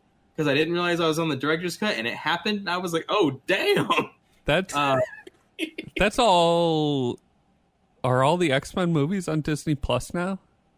They might be. I don't know. Because they bought the Fox Film stuff, right? Did. Yes, 20th Century is owned by Disney now. So X-Men First Class was pretty good. I would say it was even great, but the stuff that came I after think it that's my favorite. My favorite is Days of Future Past because it was the one when they were like, we're going to stop doing the weird 2 timeline shit that makes everyone confused and just like establish what we're going to do going forward. And then right after that, they made Apocalypse, which was fucking terrible. And then they made Logan, which was good. And then they made Dark Phoenix, which was just a fucking nightmare. So, like, at one point before Dark Phoenix came out, I would have said, you probably give the X-Men franchise a bit too much crap for how many good movies are in it. But I mean, like, 3 Origins Wolverine, Apocalypse, and Dark Phoenix are all literal garbage. So, like, I don't know anymore. I don't know. The X-Men franchise to me is like kind of like your grandpa who like says some problematic things, but also you kind of have to respect him because without him, none of the other comic book movies would exist. Like, I think without X1 being as successful as it was, I don't think we'd have Marvel. In my opinion, it was Blade. Blade. I did watch the Blade series recently, and I was like, "Wow, these are actually fucking good movies." Another series that gets way too much shit because, like, oh, Blade Trinity made it real boring. It's fine. It's a fine movie, especially when you compare it to like the standards that movies were up to at the time. But Blade I Trinity don't think people usually think of Blade as a comic book movie. They think of it as a vampire movie. They think of it as a Wesley Snipes movie. Oh yeah, it's like an action movie. Yeah. Also, if you want to just like hear a shitload of like 90s club music, watch Blade 1, because that is all just fucking 90s electronica. Yes. Blade 1 is so good. Blade 2 is also good, but it's not as crazy 90s. Yeah. And Blade Trinity, like, I get why people are like down on it, but like, it's not bad at all. And I honestly wish Wesley Snipes would be allowed to come back and be in the MCU as Blade. Oh, but that was a Marvel comic? Yeah. Yes. Blade's Marvel. I assumed it was an indie like Dark Horse or something. Nope, it's Marvel. Wow. Also, Dark Horse, I believe, is it? No. Vertigo is owned by DC. I was going to say Dark Horse was, but they're not. I think Dark Horse did some DC comics at one point, but it was just like a contract thing. Not yeah, like I was ownership. thinking of Vertigo. Vertigo is the name of like it's not DC, but it is DC. It's just their darker brand. Yeah, and it's like a comics about a like 67-year-old Jimmy Stewart playing like a 30-year-old detective. So, what do y'all think about Avatar? Yeah, so we watched episodes 11 through 15. I did forget to watch episode 15. So. Oh man, that's the one where it all comes together. So the first episode was The Great Divide, which was, I believe in anime terms, you call this a filler episode. Yes. It was about our World of Warcraft guild. And yeah. There was a great divide in the membership. So that one is what I believe in anime speak is a filler episode, but it was almost like they specifically tried to make a filler episode, but because they did it and weren't like just forced to make a show like real anime is, it still had pieces in it that show up in both later in Avatar and in even Korra. Yeah. So it also has like the whole like lesson of that episode is something that is gonna inform the Avatar becoming the Avatar. Yeah, it's like, basically you kind of told the Avatar as someone who brings people together, and then you have these. He's a tribes uniter, not a divider. Yeah, all lives matter. Oh no. Anyway, so this John, episode's stop about trying to all get lives us matter. canceled. Yeah, please. But yeah, that's a filler episode. We can go past that one. That's a quick get past it because there's some I less do like filler. how it ends though. Yeah, I do need to mention the end where he's just like lies to them to make them get over their differences. Yeah, that was really good. Was just like, oh, we what was the name, like Redemption or something like that? Yeah, was like, the name of the sport? Yeah, like they just playing? played the sport. It was, and I was around 100 years ago, so like I was there. It was a big misunderstanding. And everyone's like, "Oh, cool, we're friends now." And like, how is that crazy that you knew those people 100 years ago? And he's like, "Oh, I fucking made that up." Like that is the most like badass move Aang makes the entire show. Well, because whatever dumbass argument that they had is completely pointless at this point. Yeah, they're ruining their lives over something that happened so long ago that nobody even remembers, or nobody remembers enough that a child saying some really obviously sounding made up shit is believable enough for them. Like, yeah, I guess it is that. Why did we hate each other? I mean, he did mention that the two people, I forget what their names were, but they were twins, and really they just had names that were backwards of each other. Yeah, really, honestly, like, I mean, it's not Wu Li and Wee Lu, but it was something like that. Yeah. It's Weeaboo. Yes, so, I am a Weeaboo. So, Matt, what did you think of the episode?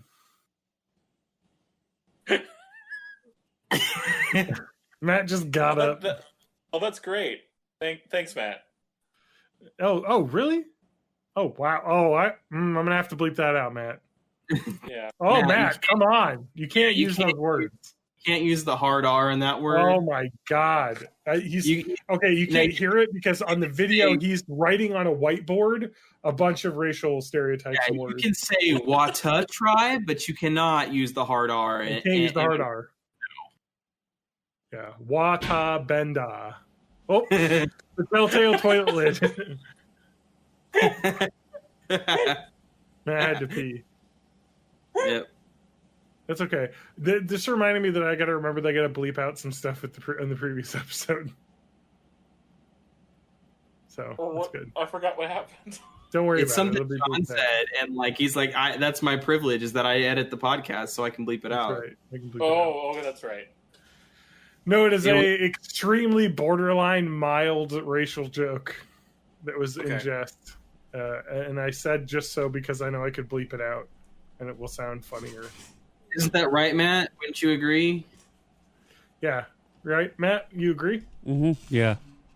Oh my god, he did say all that stuff. I can't believe it. All right, yeah, we can't bleep that out now. All right, so we're gonna go on to the next episode because that episode is a filler. This episode, now in the grand tradition of anime, is known as a backstory episode. Yes, where you learn everyone's backstories. It is pretty much the first episode that makes Zuko a character that you can even bother giving a shit about. Yes. Because I didn't realize Mark Hamill was Fire Lord Ozai. Yeah. Zuko is, up until this point, that character that stares angrily at the camera that doesn't exist and says like 3 or 4 words at a time. I'll get the Avatar. Yes, exactly. I need to reclaim my honor. Yeah. And this he just seems like yeah. a 2-dimensional kind of villain guy. Mm-hmm. Yeah, this and the next episode are kind of where things turn a little bit with him. Yep. And it's kind of the story of Prince Zuko is probably one of the better parts of the entire series. I would say that like the way they handled this villain, some of the villains in the show are like not super greatly handled. I would say, but they're more the minor ones. Yeah. But Zuko has got a very good like villain story too. And again, it goes with the entirety of what the show is about, and that is that there is no black and white. It's all gray areas. Yeah. Like, there's no such thing as all firebenders are evil. It's that most of them... Well, when we get to season 3, I will talk about the bad guy I think was done not great. And yeah. We'll get to it. But that's much in the future. They needed a bad guy. I know. There's got to be an evil guy at some point. But it's like season 3 basically is like there is a bad guy and he is really bad, and the whole gray area stuff is like for every character except for the one bad guy that we're going to allow us to end the show on. Yeah, so it's when they bring in Hitler, actual Hitler. Yeah, Super Hitler, the Bender. He's the don't make a Bender joke about he's anything bad. He's a paint bender. And he's very bad at it. That's true. He likes to paint shitty pictures of German shepherds. So this episode is important because the Avatar fandom wiki page is extremely long. It tells you a lot of this backstory of what happened with. Did we mention that this is like his uncle just being like, hey, kind of like. My nephew's a dick, but like this is why he's the way he is. Yeah, you do realize that he spoke out in a war meeting about how recruits shouldn't be used as cannon fodder, and because he did that, his dad permanently scarred his face and forced him to be banished. One particular thing about the scene, and it's not listed here because I'm looking at the regular wiki article on it, is in the Agni Kai, the firebenders. Yes, so just to explain it, Zuko is like, I want to be in the war meeting. I'm going to be prince, so I need to be part of the like generals meeting. He's like, so I just can't wait to be king. Yeah, and he sits in, and one of the generals gives us, let's use the. It reminds me of the South Park movie. Oh yeah, Operation Human Shield. Operation Black Shield or whatever. They sent all the African American soldiers in first. And it's like, this is a bad plan. But he's like, no, we can't use, these new recruits as cannon fodder. That's bad. These, and of course it's a huge dishonor to be, this fucking, how old is he? 16? So this is years ago. He was like a 14-year-old kid is just like yelling at this general about how he should do stuff. And so then he's like, okay, well, it had to be resolved via an Agni Kai, which is a one-on-one battle. Not to the death, I think. It's until one person gives up, I guess. I think so, yeah. Honor, something like that. It could end in death if you don't surrender, but Or really cool scars. or really badass scar. Yeah. And so because he had talked out against that general in the royal, war room, it actually was dishonoring the warlord, which is the king, his father. And so he ends up facing his father. And actually his father scars him not because of he spoke out, but because he surrendered immediately in the combat. Because he won't fight, yeah. Because he didn't want to fight. And so that made him a coward, and he deserved to be. In that scene, Yeah.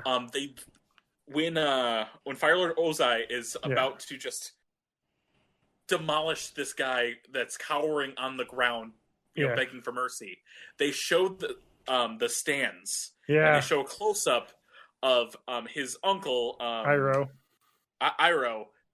turning his head and looking away. Yeah. But he wasn't Admiral. He was Commander Zhao and his sister Azula. Well, we don't know who that is yet. Spoiler. Yep. It's fine. There's a lady in the stands who looks about his age who's very happily watching this. Yes, very like eyes open and smiling at what's happening here. Yeah. Kind of, establishing that rivalry at least right now with Commander Zhao, which soon we'll find out he's no longer a commander, but we'll get there in an episode. Yeah. Like the first words out of his mouth, pretty much. Yeah. If I remember correctly. So that's that. Yeah, that's his backstory, and then you learn the backstory of Aang, and he. But yeah, like Spanky had mentioned this previously, but he was kind of picked to be Avatar via like a Dalai Lama. You pick these toys because you had a connection to them in past lives. But his story is how about like because he became like Superman of this world, he can't live a normal life anymore.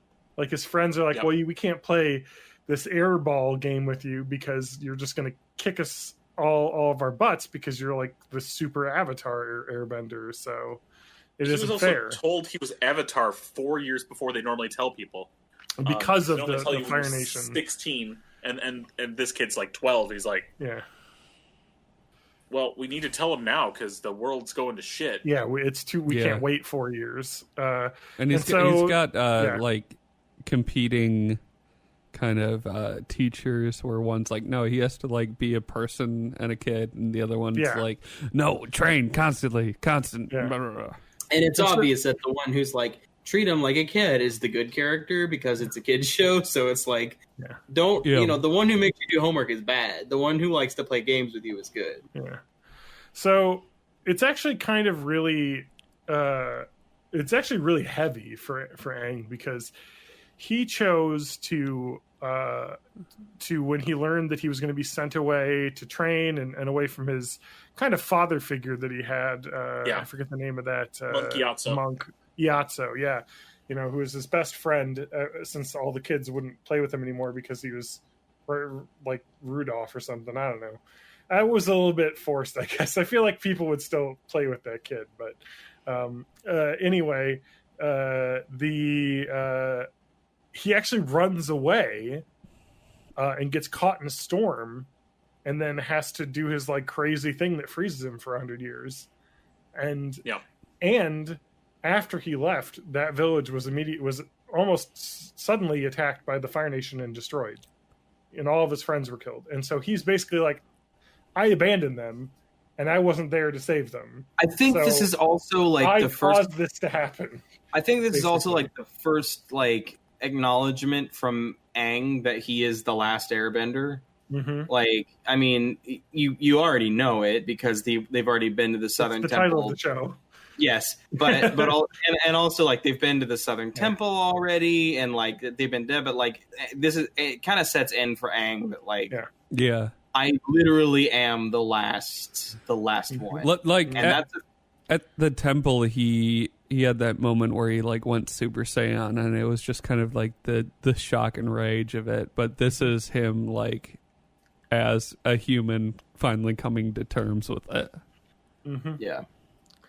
And it does suck because like he's got this thought of like if I was there, maybe I wouldn't be the last airbender. and maybe the Fire Nation would have killed all these people and taken over, but also Qatar is there to say, well, it's the past, you maybe you were meant to do this, there's no way to know, you can't, and that's kind of brought up in the episode, not immediately following this, but later, like thinking about the past versus the future, and how you can't control the past. Can we talk more about how Sokka is fishing this whole time and like all of the dangers of that adventure? Yeah, he's like, let's go fish, and then there's a big storm. Wait a minute. No, I thought this one was the one where wait, is this, are we talking about... You watch too much, and now you don't even know what we're talking about. Sorry. Are we doing... Yeah, never mind. Episode 12. Anyway, let's move on. But episode 12 is Blue Spirit, right? Nope, that's the next 13 one. is Blue Spirit. That's where we're going next. And I want to get to that one because there's not much else to say about this. But before we get to episode 13, there's a moment at the end of episode 12 we should mention.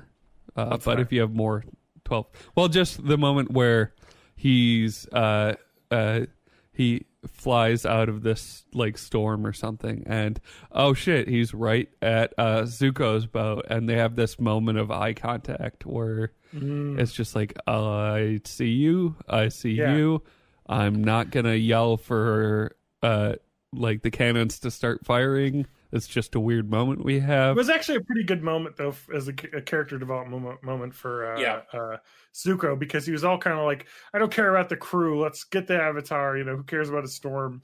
And then at the end of it, he's kind of like, you know what? Maybe let's like protect the crew, and we can catch the Avatar in a different day. Like, there's no reason to. And it's kind of, and they kind of they share that look with each other where they're just both kind of like, I know you're addressing each other with their eyes, I believe is what it's called. Yeah, exactly. Yeah, but I think you can learn more about that in my fan fiction. Yeah. It's also like, hey, we could do this right now, but neither of us are in a great place. Yeah. So like, yeah. It's more like we both had the shit kicked out of each other, and I don't really feel like having our showdown right now. So, I mean, a minute before that though is when Zuko's uncle Iroh takes a lightning bolt, grabs it into his arm, and then redirects it out into the ocean, which was cool as fuck. That's the very first moment in which you can see firebenders using a more advanced type of bending. Which we we'll haven't get heard to later. or know about until later. Yeah. Yes. But it's a kind of, you see it a little bit with some of the other stuff too, where I think we've seen the earthbenders or waterbenders bend mud at some point too. There's some mixing of the elements that happens where you can do that. But there's some pretty cool shit. But we got to get to 13 because 13 is an awesome episode. Yes, it is. 13 I literally posted to our Discord, episode 13. Yeah. What the fuck? So it starts off with these fucking awesome like archer guys that fucking kick ass. And the Yuyan they're like these guys in suit that are part of like a government agency, and they drink a shitload. Talking about Archer, the cartoon. It's a joke. What's that? I don't get that. I've never seen that. You mean Bob's Burgers? Isn't that ISIS? Isn't that what they called their agency? Yes, it is. Uh-huh. Did they ever change that? Did they ever bring that up in the show? They did. I've never seen the show, but first episode. The first episode after a new season, they like just had people moving the sign out in the background. Yeah, I watched every season of Archer for, I don't think I've seen the last 2 seasons, but basically before ISIS was called ISIS, there was Archer, because I think it started in 2009. Yeah. Which, and like, even whenever ISIS did become a thing, like the Obama administration for many years would only call it like ISIL because they were in Iraq and Libya, not in Syria yet at the time, which was a thing that later like Republicans got super pissed off about because like you gotta call them ISIS, not ISIL, and it's like, well, they just made the policy to call them ISIL because they were in Libya, and like they just didn't update it because they wanted their documents to match. But anyway, that's completely different. Basically, they at one episode they're like, well, ISIS is now a terrorist organization. Let's just show them rolling out the old logo into like the fucking storage space, man. And that's all they ever said to address it. And now there's people at coffee shops everywhere that are named after the Egyptian goddess. And wow, that's awkward. Yeah, that sucks. That's fine. Let's talk about the Avatar episode, because this is a long one and we got 3 episodes to go. Yes. My favorite character this episode is the crazy medicine bitch. The crazy cat lady? Yes. So the Katara and Sokka are both like sick with COVID, as I said when we were watching it. They're both like sick and starting to get weak and whatnot, and so he's got to find. Hallucinating. It's the best. Yeah, it's true. And Aang's like, I got to get him some ginger root or some things, and he couldn't find anything, but he knew there was an herbalist institute on top of this mountain, so he's like, all right, I'm going to go find him. Meanwhile, Prince Zuko is looking to search, and the first scene, of course, is when you find out that Admiral or Commander Zhao becomes Admiral Zhao, and is like, hey, guess what? I'm Admiral now, so your archers are my archers, and I'm going to go use them to catch the Avatar. He has this badass line where he's requesting something, and then he reads the letter. He's like, the request is now a command. Yeah, and you're like, oh, fuck, dude, this guy's badass.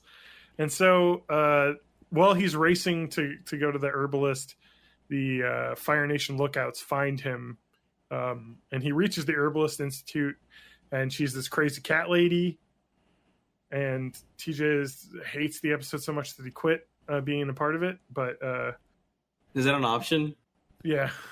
Well, by then. No. So he finds this lady who's like telling him what to do, and he listens to her for a while, and she's like, "Oh, I'm just making cat food." And he's like, oh, "Fuck, man." I need to help my people. So the whole time you think she's cooking up the medicine to like save Sokka and Katara or whatever, and like she finally gets done. She's like, now it's finished, and he's like, all right, give me the medicine. And she's like, what the fuck are you talking about? This is cat food. Get out of here and go find some frozen frogs that are frozen in like this one. Like you can't freeze them anywhere else. They have to be frozen in the lake, and then you have to shove them in their mouths while they're still fucking frozen. That's how you cure your friends. And honestly, y'all, I thought she was making that shit up. Yeah. Like, you find out at the end that actually does cure their illness, but I thought she would just be being fucking crazy. Yeah. Zuko is also like, Zhao basically gives him the order saying, hey, you gotta give any information about the Avatar because now Admiral Zhao is looking for the Avatar, so and so now it's kind of got a rival, I guess, in his search for the Avatar in this Admiralty. But so then Aang's like, all right, I'm gonna go get some of these frozen wood frogs, and the fucking arrows start coming out of everywhere, and he gets pinned to a tree. Precision aim that they have, and they take him alive, and he's put in this fucking jail cell, and you're like, Jesus. And meanwhile, the B plot is them trying to get water from Momo. Keeps bringing just random shit to them, to where at the end they're like covered in a bunch of nonsense and like a crown and all this shit he found in these ruins. But anyway, this blue masked guy fucking. There's so much awesome action and animation in this episode. Is just fucking shit up and makes his way into the fortress and sneaks his way in and rescues the Avatar and doesn't talk, basically. Yeah. And at this point I said, I was watching this with Kirsten, I turned to her and I said, I hope this ninja becomes part of their party going forward, but I suspect they won't. Well... Yeah. So, anyways, there's a really cool sequence. We don't need to get into it too much because there's not a lot to talk about other than it's fucking badass action, like kung fu action, escaping. And then as they escape, he kind of gets... You want to shut the door? At one point, there's the Firebinders shoot fire at this ninja, and he throws a bucket of water or something at them to combat it. Yeah, so you don't really know who this is, but he's like just badass fighter, obviously. And they get out of the temple, but he gets hit by arrows, and then Aang sees a chance to run away, but he's like, One thing I want to hit is right before they get out of the temple. Yeah. Is that they're basically surrounded, and there's no way they were going to get out. Yeah. And Admiral Zhao loudly exclaims, "Make sure we have to keep the Avatar alive." Yeah. And immediately, this blue mask guy goes, puts the sword to Aang's neck. Yeah. And so you're like, oh, okay, this guy's like, doing this. I don't know what side is he on. But they escape, and then Aang, being the good guy, is like, well, even though this guy threatened to kill me, I gotta rescue him. And he pulls the mask off first, right? And finds out. I think the mask partially falls off. But does he see him before he rescues him? I think he does. Yes. Yeah. Yes. Yeah, exactly. It's outside the temple, though. Yeah, exactly. They get outside the main gate, and then he sees that, and they just fucking nuke him. And I think at that point his mask falls off. Yeah, and he sees it's Prince Zuko, and he's like, I could get away, but he can tell obviously that these guys will fucking kill Zuko if he leaves him. So he takes Zuko and runs off. While Zuko's coming to, Aang tells him a story about Kuzan, someone he befriended in the Fire Nation, 100 years ago, back before all this war was happening. And you never see a flashback of Kuzan like you do of no. But as a preface, which is fun, you do get to hear Aang talk about him in season 3. And also, the slang that was popular 100 years ago was no longer popular, and that's kind of a fun joke. So look for that in 2 seasons from now. Yeah, so it's kind of like just an interesting little moment that they have there. And he said maybe we could have been friends if we had met before this all was a war. And then immediately Zuko's like, "Fuck you!" Fire. Yeah, but you kind of get a little bit of a moment there between them. They were undressing each other with their eyes again. Yeah. Mm-hmm. Okay, before they their hands and teeth to just have some like kinky sex. Yep. And then we have another filler episode. It's not only a filler episode; it is a horny as fuck episode. Yeah, this is where the horniness is brought up to 1,000. This is the fortune teller, where they make it to a Earth Kingdom village where there's a fortune teller. Basically Katara puts this necklace that he made for her on, Aang made for her on, and he's like, damn.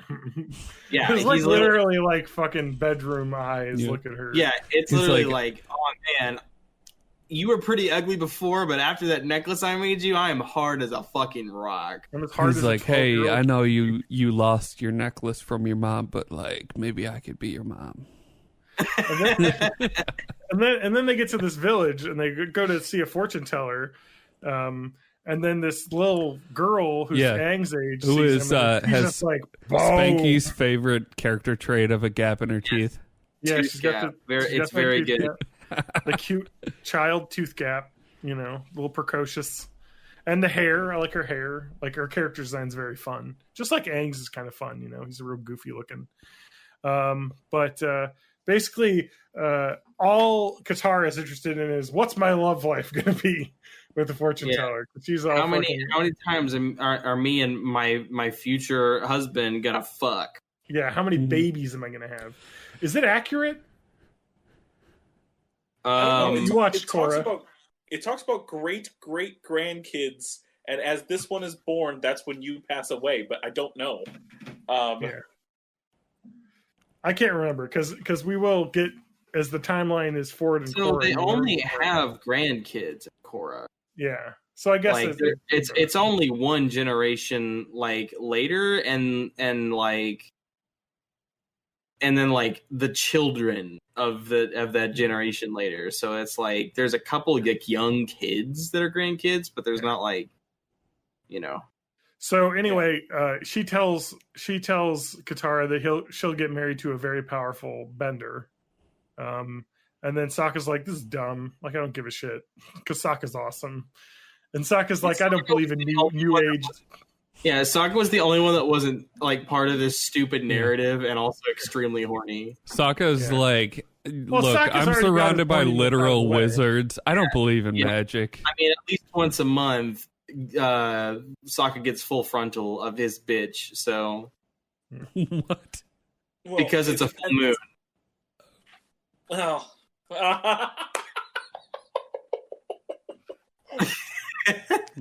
Thank you, TJ. I went over my head too, so. but he hasn't met her yet, though. Not at this point. Yeah, I thought maybe Spanky was doing some time traveling. Because Sokka got I his was first saying earlier. he had the hots for the warrior girl that he met earlier. Well, when he got beat there's up by definitely that some lady. chemistry there, Yeah. but Death by nothing's- Snoo Snoo. I can't remember what happens later. But we'll find out. So anyway, The mind is willing, but the body is weak and spongy. but we gotta wrap this up at some point. We've gotten a lot of ways, but the rest of this episode is kind of a filler episode. The people are like, we believe her predictions that the fucking mountain is going to be safe this year, and then Aang's like, oh, I could get a panda lily to give to this girl because that's romantic, and he goes up to the top of the mountain, and sure enough, the volcano's fitting to explode, and he's like, well, the prediction was wrong. And then he does actually a pretty smart thing, which is like, well, they try and like warn the villagers. They're like, Wu said it's fine. That the fortune teller said it's going to be fine, so we don't believe you. And he actually tells them there's actually some really good like anti-fortune telling stuff in there too, where like Sokka's like, oh, why are you wearing those red shoes? And it's like, well, Aunt Wu said I'll meet my true love wearing these shoes. And he's like, well, so you wear them every day? And he's like, yeah. And he's like, well, then of course you're going to meet her when you do that. I'm pretty sure I've seen some pretty good like coronavirus memes of that guy and Sokka arguing, and it's like he's like it's Sokka saying something like, we got to stay home so we don't catch the coronavirus. He's like, but no one's getting the coronavirus right now. He's like, that's because we're staying home. This is why I like Sokka so much, because Sokka's just such a pragmatist. Yeah. He's just like such a I love him a lot as a character. He's also like, tell me why it rains. Yes, it can. yeah. Could your science explain this? he's also like God. definitely the bravest character in their like party, because he's the only one that's not a fucking magician. He's they just get into he that a just bit has as human well. powers. Yeah, but he's a badass. He has a boomerang. He's boomerang boy. He's got that cudgel. The boy meringue. So Kudgemarang. anyway, they decide, hey, actually, we'll just steal her cloud reading book and make the cloud for like imminent doom, and then she'll see it and be like, oh crap, we should evacuate. Yeah. And of course the people listen. Which is another plot line that's resolved by them just fucking lying and just faking a but they faked a miracle. It works, though. Instead of Hey, convincing but this it village saved the that the people. fortune teller was flawed, they were like, let's just fake the miracle. And so then they use the time to try and dig a trench for the lava, but there's too much lava. And so then Aang starts trying to airbend and stop it.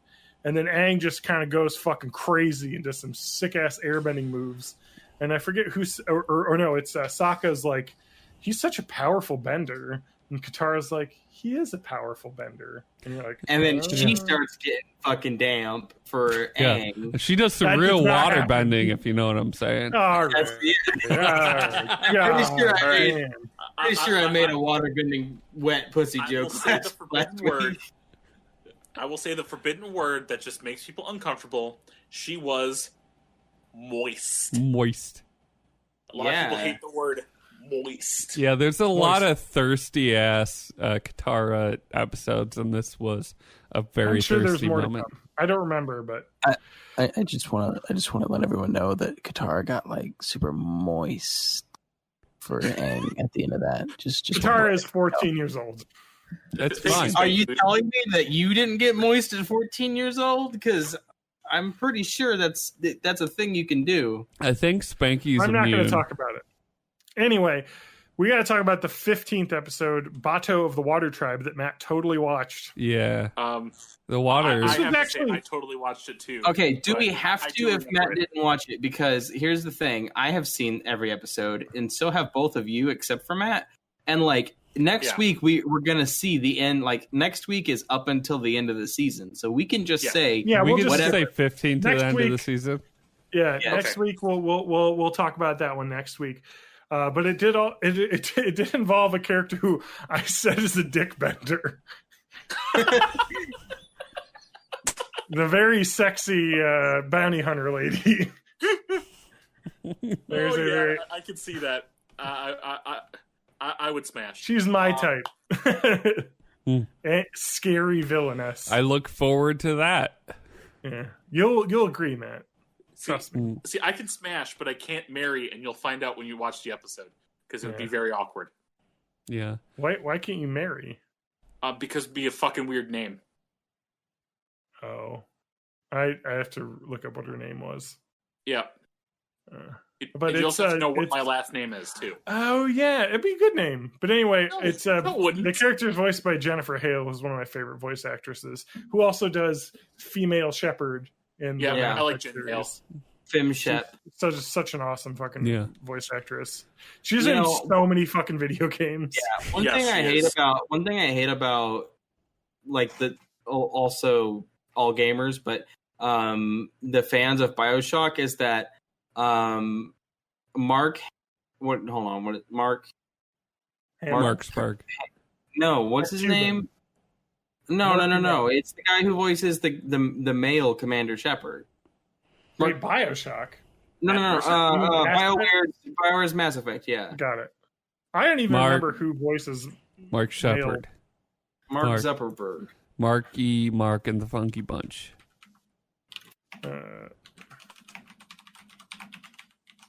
Mark Meer. Mark Maron. Meer. Yes. Yeah.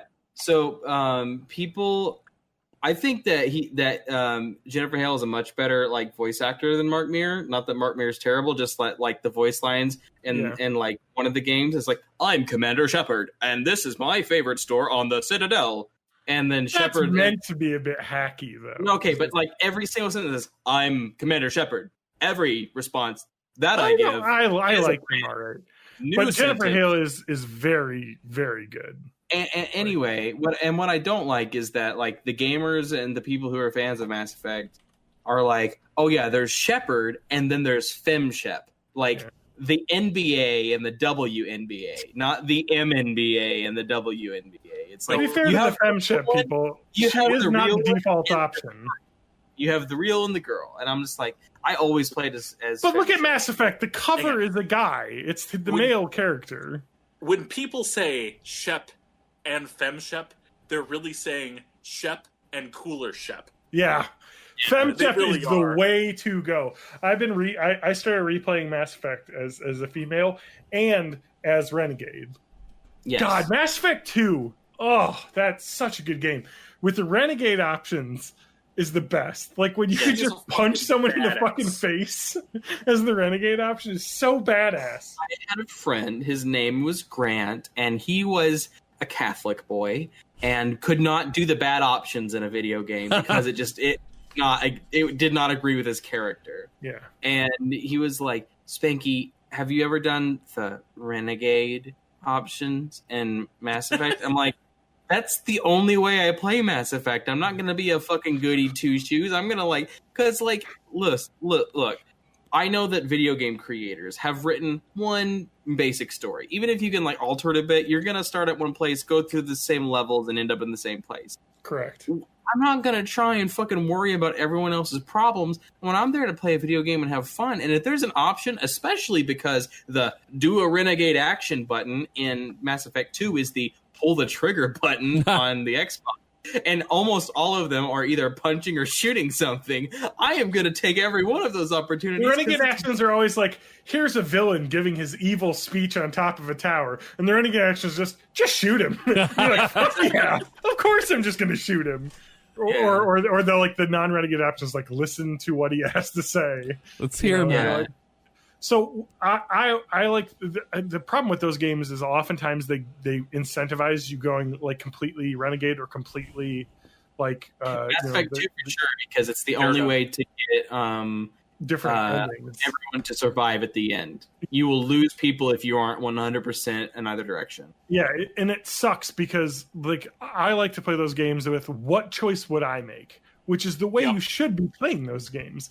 But the problem is that I know the game incentivizes that. So often I would do the Renegade one because at some points it would be like perfectly the right option to do. But sometimes I wouldn't do it even though I wanted to do it because I was like, well, I know I got to be good. So I don't want everyone to fucking die in the final mission. Did you bang Jack or whatever? No, I didn't bang anybody. She's like got the mental faculties of like a 13-year-old. I also don't bang people in video games. Oh, I do. I did make one exception in Dragon Age 2. Oh, okay. Which was not a good game, but in Dragon Age 2 character named Anders, and I was like, yeah, I want to hang out with Anders because he was like this anarchist who wanted to like blow up the religion. Like he was an anarchist. So in Dragon Age, mages are kind of like enslaved, like they're powerful, but they're under control and like second class citizens or whatever. And he's like, no, that's fucked up. The religion that controls us is fucked up, and I want to explode it. So he just like does a terrorism and blows up the fucking church. And I was like, that is 100% my bae. So I did a romance with him. And when because he's a boy and my character is a boy, my friend Nick, who is Grant's brother, also a Catholic boy, was like, why did you do that to ruin the game where you had to like romance? He wasn't mad that I romanced the bad guy. He was romanced that I was a boy and I romanced a boy. Yeah, and which that game definitely let you do. Yeah, I'm like, you can definitely do lesbo sex in all these games. So like, So I romanced Liara Tassani in the first game, and then I cheated on her in the second game with Miranda, and then I love it in the third game when you see Liara Tassani again, the alien chick. She mentions that you cheated on her, and but it was totally like a realistic and good conversation because it was like, because in the first game you're with her the whole game and you know like whatever the romance options were fun, and the Miranda romance options were fun because basically we argued ourselves into the bed, which was fun to do. It was like a repartee thing. But then you think about it, Liara, your girlfriend, abandons you for like a long time, and she's like, oh, I'm gonna go become the fucking what is it, the shadow dealer, the shadow broker, and like she does this whole thing and she doesn't like talk to you ever, and it's like, well, obviously I'm gonna cheat on you because are we even together anymore at this point? And then that's like how it resolves in 3 too, where she's like, you're right, like we kind of both drifted apart there, and then you can romance her again, which I did because I was like, well, Miranda's fucking evil in the third one basically. So Liara's blue lady, not helmet lady, right? Okay. Yeah, she's blue lady. That's Tali is the Tali Zora. Yeah. Is it Miranda? It's M something. It's Miranda. It is Miranda. Okay. Yeah, she's awesome. My favorite character. She's like the evil corporate lady, though. I haven't typed, I guess. My favorite character in all of evil villains. All of Mass Effect 2, my favorite follower is Kasumi, who is a DLC character, but she basically is like was a thief, and her man did like thieving to places, and he went and got killed, and now she is just like not got anything to live for, but has like a super cool like character model design and like backstory and everything. Like I just loved Kasumi a whole lot, and her mission was really cool. Yeah, I just love the fact that like it just, I don't know, these games are so well written, and then Mass Effect Andromeda came out and it killed Mass Effect as a series. Honestly, I didn't like Mass Effect 3 until gamers got real pissed off and made like a petition to change the ending, and it made them actually do it. And I'm like, okay, now I hate Mass Effect 3 because they like fucking were like, okay, gamers, you can choose the ending if you want. They're gonna have a party now where everyone has fun. I liked Mass Effect 3 just fine. You know, and I thought it was pretty. I mean, I would probably give that a 4 out of 5, whereas 2 was definitely a 5 out of 5 for me. but like it was still really good, and it got really good reviews. But like the backlash at the ending was just I think way overblown. Like because it wasn't that bad. The thing I hated was the first one. You get to like choose your armor, and you get to like power ups. It was very much an old school RPG. And like the second one, much more of a console game. Yep. Yeah, well, it dumbed it down, but it didn't completely like get rid of everything. There were different guns you could choose between. You still had like you're a biotic or you're an engineer. Yeah, different play styles based on your class. And if you're like this class, you can like use a pistol without having any like blowback. They still have stuff. And in Mass Effect 3, it's like you are playing shooter mech protagonist guy, can use all weapons. There are only 2 of each type of weapon, and that's fine. If you had biotics, you still have them, and if you didn't, you don't. But that's pretty much the only thing we've kept about your character traits from the RPG you just... I played them both as like just a straight full soldier, and the first one was awesome because if you did the full soldier tree, you could totally cheese the game, because if you had full in 2 of the stats, you basically had an infinite shield and recharging health, so you basically could not be killed by the end of the game. One thing I didn't like was they added ammunition to the game, and like they had a whole like in universe lore explanation of like why guns don't. Yeah, Mass Effect 3 had like you swap between the different type of rounds. What wasn't it? Like you had like ice rounds. Yes, but even Mass Effect 2 had like what they called thermal clips, and it's like, oh, you gotta eject your thermal clip, but it's like, but I did all of Mass Effect 1 with no thermal clip, because the way that they explained weapons was that the projectiles are microscopic bits of metal shaved off of. You have like a cartridge of just a big hunk of metal that you put in. And the gun shaves off metal pieces and fires them. Yeah, and like the lore explanation in the codex was like one piece of metal can last for like thousands and thousands of rounds. And in the next game, the first thing that happens is, here's your pistol, find a thermal clip for it, which has 12 bullets. And it's like, what? I don't know. I liked him fine, but yeah, I get that. And then Andromeda I wanted to like, but it was just so fucking broken. I didn't even bother buying it because I really liked the videos from that game. They were hilarious. I bought Andromeda because it was $12 on sale. I didn't buy it because I did not like if you didn't like the way that Mass Effect 3 dumbed down the combat, you love Andromeda because they made it way more complicated. Well, no, way more interesting. BioWare has basically lost my. I have no faith in BioWare because I loved Dragon Age Origins to death. I loved Mass Effect 1 to death, and I loved Mass Effect 2 to death. And then Mass Effect 3, I really didn't like because it was dumbed down, and I just didn't appreciate a lot of what was going on with that. And Dragon Age 2 was bad.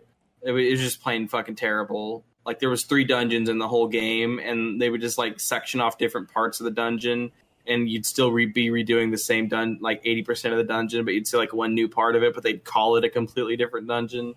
Yeah. And, like, it was just fucking terrible. And Dragon Age Inquisition was like, hey, we're going to try and make a video game that's like Skyrim, but, like, with none of the appeal. I liked it. I liked Dragon Age Inquisition a lot. I did too, but it was like, it's open world. You can go to all these different places, and like, there's 2 entire zones I didn't even go to because I was just like, I am so fucking ready for this game to be over. I was about to say, you don't need to. Yeah, you can burn through that. But like the story in that, I loved the characters in that game. Like, yeah, so like they got a little bit of redemption out of Inquisition from me, but like at this point, I don't associate the BioWare. Remember Anthem? I don't play shooters, so no. That came out.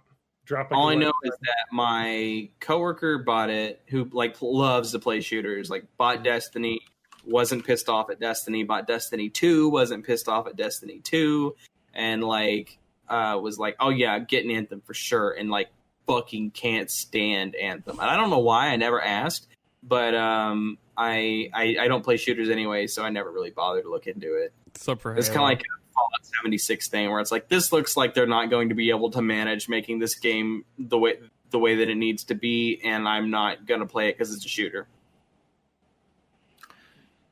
John, anyway, really doesn't know about Anthem because this came out around the same time. We need to end the episode. we're deep. We're deep in it. All right, you can find my stuff on hemsworthfeet.world. Hemsworthfeet.bandcamp.world. I'm a John_Danger on Twitter. The hell website. Just find me at matthagmusic.com. MATTHAAG music.com. I'm actually going to plug my Twitch again. Yeah, you started streaming again. Yeah, you streamed so you making Twitch.tv/mayofmay. taco. Yeah, I streamed food, so maybe I should stream a game again. Mukbang. Yeah. Mukbang. I'll eat on stream. I don't care. Yeah. I'm fucking a disgusting mess when I eat, so might as well show people that. Exactly. YOLO420.com/born in the 80s. It's the numbers. Join our Discord. We've had a bunch of fans join. It's great. Yeah, see all of our sweet magic rice picks. Oh yeah. Behind the scenes. Worth it alone. Food sin. Yeah. Food We sins, sometimes play we games should on there, call it. so. Anyway, I texted up my wife My wife! a picture of my taco rice, and she said, "What have you done?" So,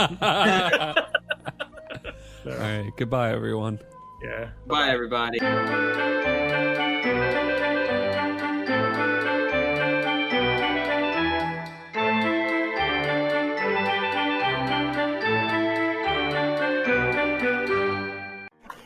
Spanky's here. Or Mr. Bemilsey. What's up? Esquire. Mills. Spinels. So there's two reasons I chose to do this in the stream chat instead of the other thing. Number one is because our server's boosted, we should have better video and audio quality. Okay. So I figured it's worth it. But I'm talking to Millsy. You're fine. You already know this shit. But number two, something I happened to notice while being in here is the fact that it doesn't split you fuckers on my screen into vertical slices. I now see us in a grid, so I can actually see you when you move 3 inches to the left, John. John is off in 3 inches to the left. Yep. Yes, he is. That's I how I sit. Yeah. Or what's the term for your dick? How you dress. How you dress. I dress left.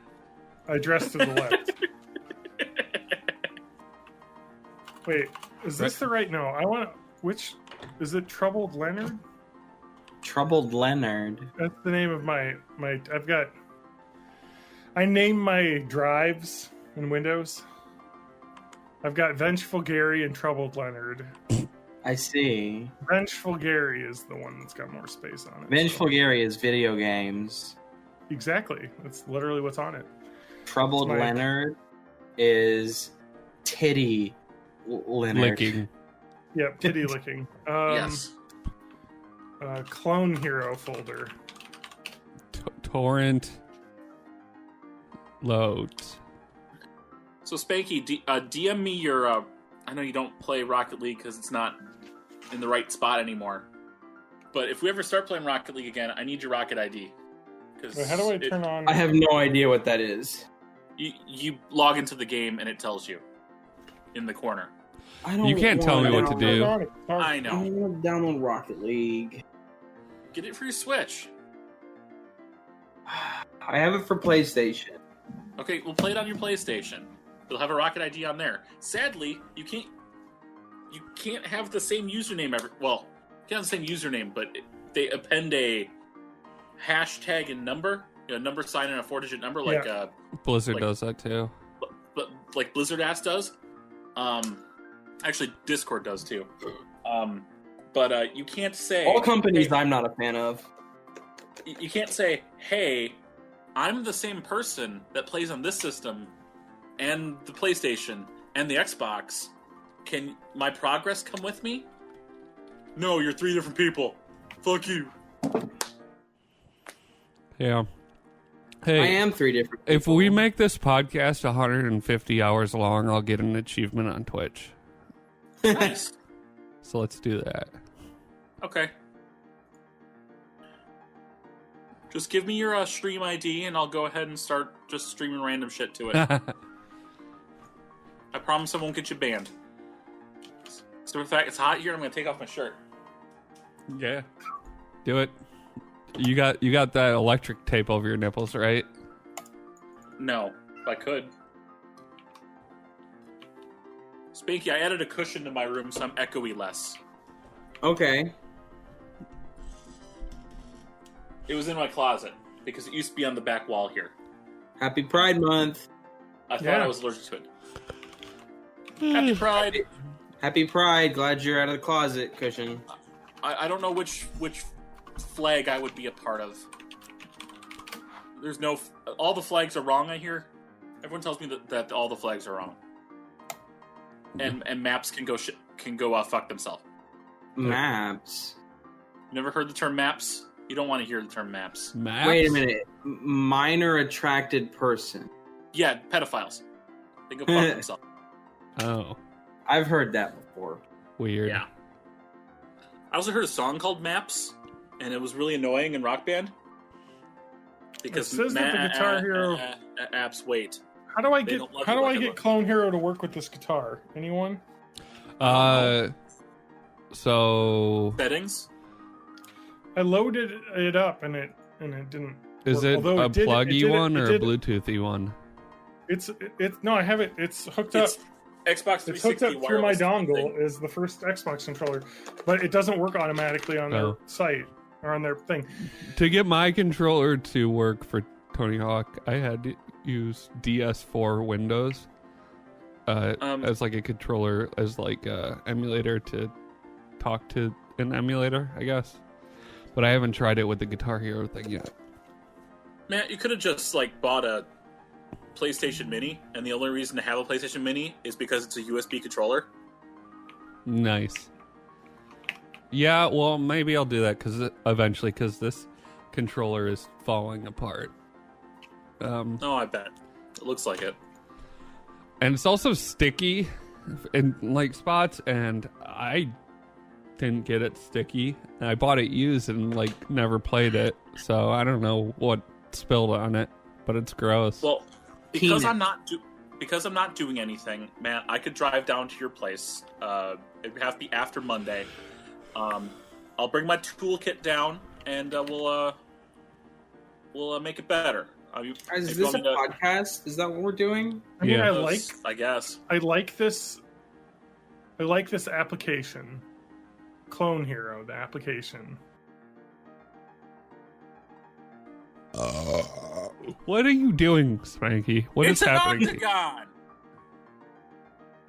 I'm fucking 22nd century, man. No, you're Jack Black with the octagon of destiny. Stop. I don't know what that's supposed to be. What's supposed to be? The thing on your face. It's like Octagons. Terminator, kind of, but then also It's octagons. called Cyber Pirate. Okay. I mean, the eye There's a stuff board. makes sense, but like, what the fuck is Are you that? Hatsune Miku?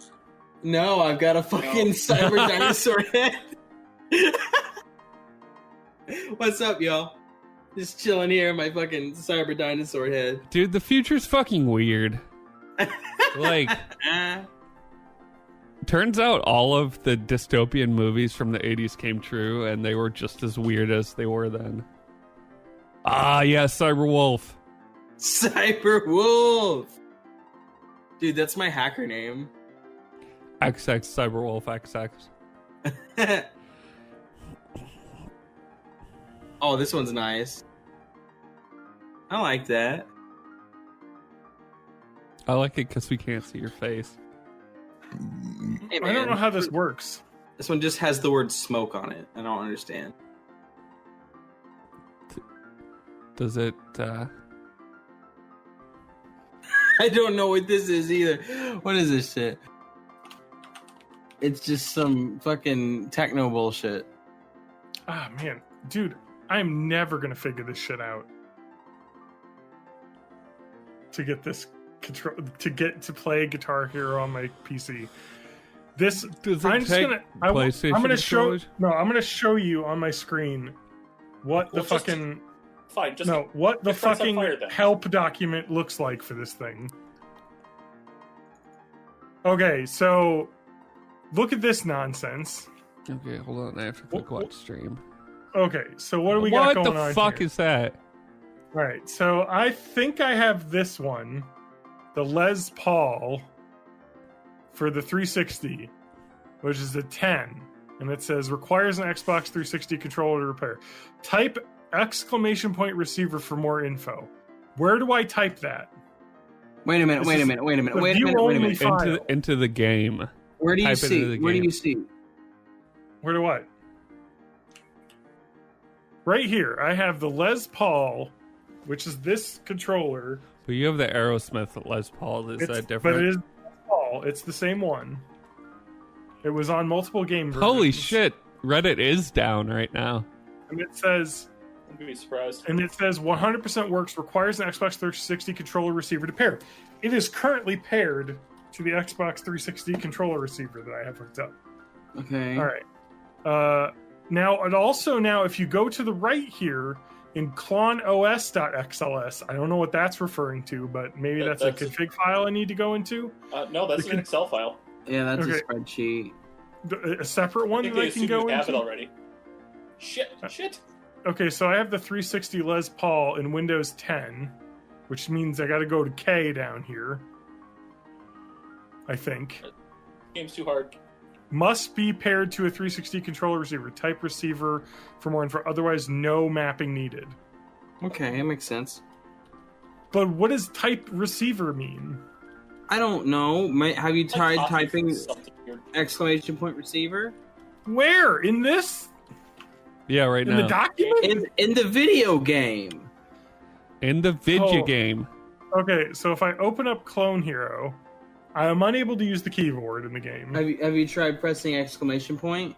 or my mouse. And then it loudly plays a Dragon Force song automatically. I can barely hear you. What? But I can hit spacebar for controls. And it already has my controller, my Cytex X52 joystick connected. So I'm going to remove that. Ooh. And then when I hit assign controller, it says press any button. Does not receive inputs from Did this you remember at to all. put batteries in your controller? It is lit. It is lit up and connected to That's my computer. lit, fam. That's lit. That's pretty lit, John. So I'm going to type receiver. Do you ever Oh my drink God, it worked. from a can so fast that it then the recoil causes it to shoot out into your face? Because that just happened to me. I'm hitting every button on this thing.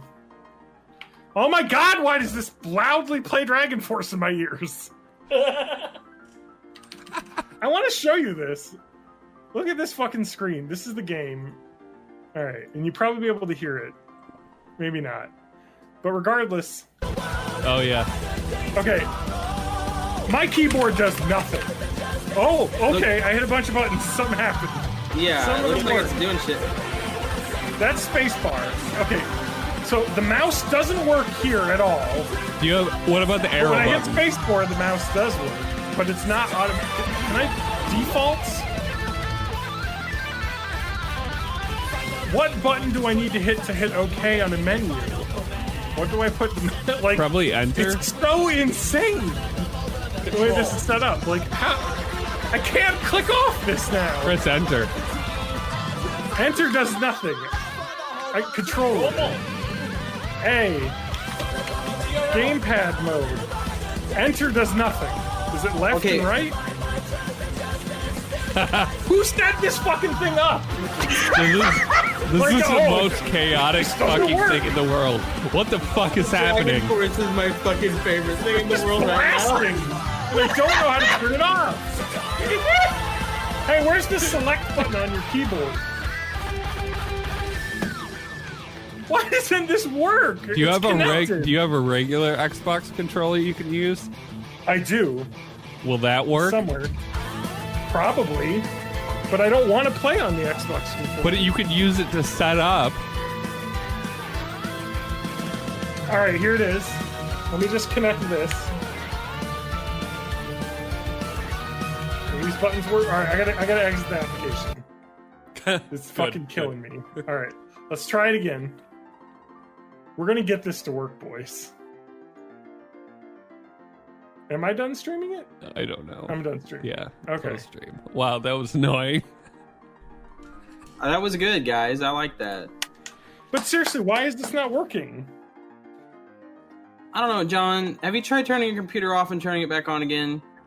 Yeah, you should try that. All right, I have to pull the batteries out of this to get it to turn off. Your computer? No, the guitar. Yeah. His computer is just like a bunch of D-cell batteries. Did that turn it off? What the fuck happened to my video? There we go. And they're in crazy mode right now. All right. Do you have an Avengers Endgame filter that turns you to dust? No, I don't. But let's see. Let's scroll through Avengers and see what we got. I got a little halo of Avengers. Oh, I've got like cheekbone Avenger logos. I just have a clip from the movie for Avengers Assemble. What is this? I got like a weird fucking trucker hat of Infinity War. I think this is the Tony Hawk's place. Or not Tony Hawk, Tony Stark's place. Tony Stark Pro Skater. Oh, I got an Infinity War hat. That's rad. A lot of these are really low effort. What is this shit? It's the poster. Oh, there we go. That's what's up. I like it better when you turn to the side.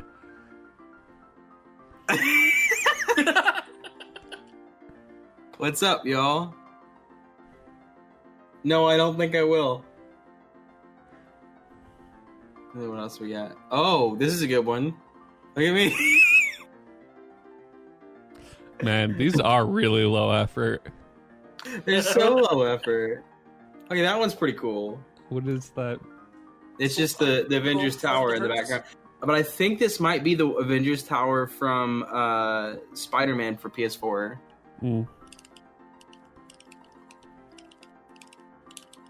Oh, just a big old fucking Marvel branding on the stream. Oh, look at that. Yeah, keep that one on. Avengers bingo. Oh my god. Oh man, I like how the aspect ratio of all those pictures are fucked up. It doesn't give me previews for... Here's another bingo one.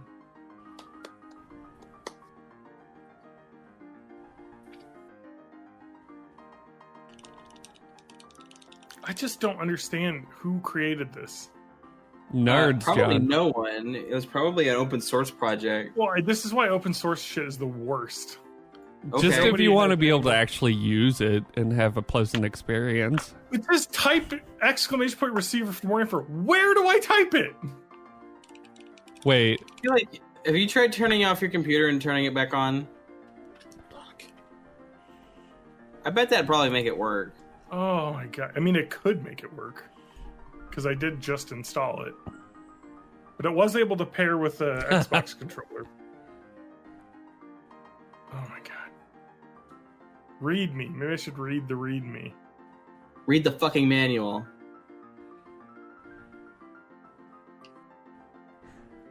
This one doesn't do anything. Fuck. What? Star Wars. hey, should we do a podcast? Maybe. Oh, this is- I this just is- really guys, amped this it. is- Like, This is the which Star Wars character are you game. I gotta tap to see which one I am. all right, which one And are you? it's broken, so I can't actually choose one. So it's just cycling forever. I love how they're obviously Google image photos that they've screenshotted because it's got Yeah, like it's got the checkered background. yeah. Oh, here we go. I got a Some world of these are record. so low effort. I like that one. Yeah, that's good. I don't know how this constitutes Star Wars. Yeah, I don't know. Oh, just the fucking. Just have Baby Yoda behind me the whole time. So I just have to like go to like USB. Oh my god! Was that it?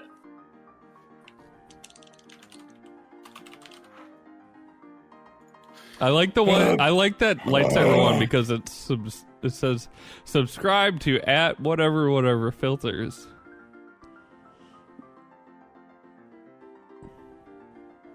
Some of these are like okay backgrounds, and some of them are just like really low effort. Mhm.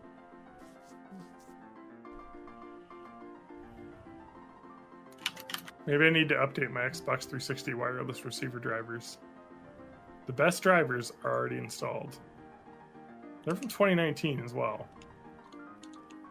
Maybe if I disable the device and re-enable it. What is that? Me? No. Black Lives Matter, Spanky. Yeah, I'm going for all the what, Black Lives Matter ones. what was the one that was over your mouth? It said I can't breathe, Oh. I think. Yeah. But it's weird because it's like just mapped to my lips. It's just so weird. Like, Clone Hero is just insane. It's almost like you didn't pay any money for it and nobody's job is to maintain it, so you're not happy with it not fulfilling your every need. Well, I paid money for this guitar. Okay, then you can play it with your Xbox 360 version of Guitar Hero Aerosmith. I could. They built this to work like this, and it doesn't work. Well, actually, the most frustrating part is they say it should work without any trouble, and it's definitely not working. It's probably your fault. It says 100% works. Requires the controller receiver to pair, and it's paired with their controller receiver.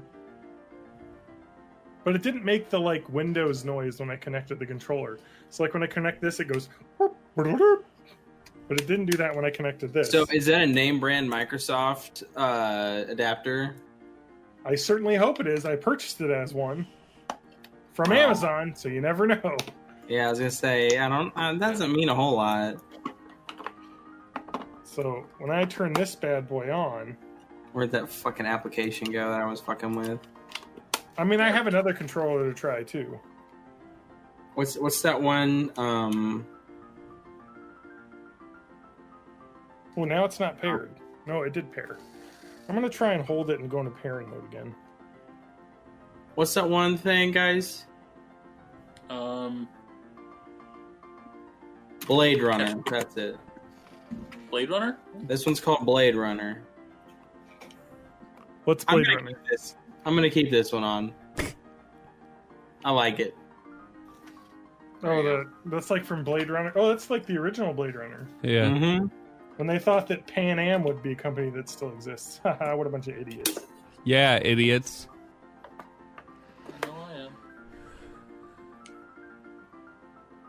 Idiots. Fucking time to check my MySpace. Your MySpace. My favorite part of the podcast is when we do tech support for John. Yeah. I'm trying to play Clone Hero! We should be trying to do a podcast. Yeah, I'm gonna go to bed pretty soon. Guys, so. I forgot about the podcast, even though we talked about it. And so I'm gonna go eat somewhere that's in Fuck my you. house. Sorry, I'm not talking to you. I'm talking to me. No, you can Doesn't say work. fuck you to John. Fuck you. Stop automatic. I love that it automatically connects to my fucking Cytec X52 joystick. Like anyone's gonna play on that thing. Why don't Oh, but you you try could. unplugging that? Because maybe it's getting confused. That's very Eat it, possible. dipshit. You I really tried should turning it be, off like, and on putting my again? camera at this time. Yeah, I feel like John should really try turning off his computer Fuck and you. turning it back on. Yeah, try turning it off and on again.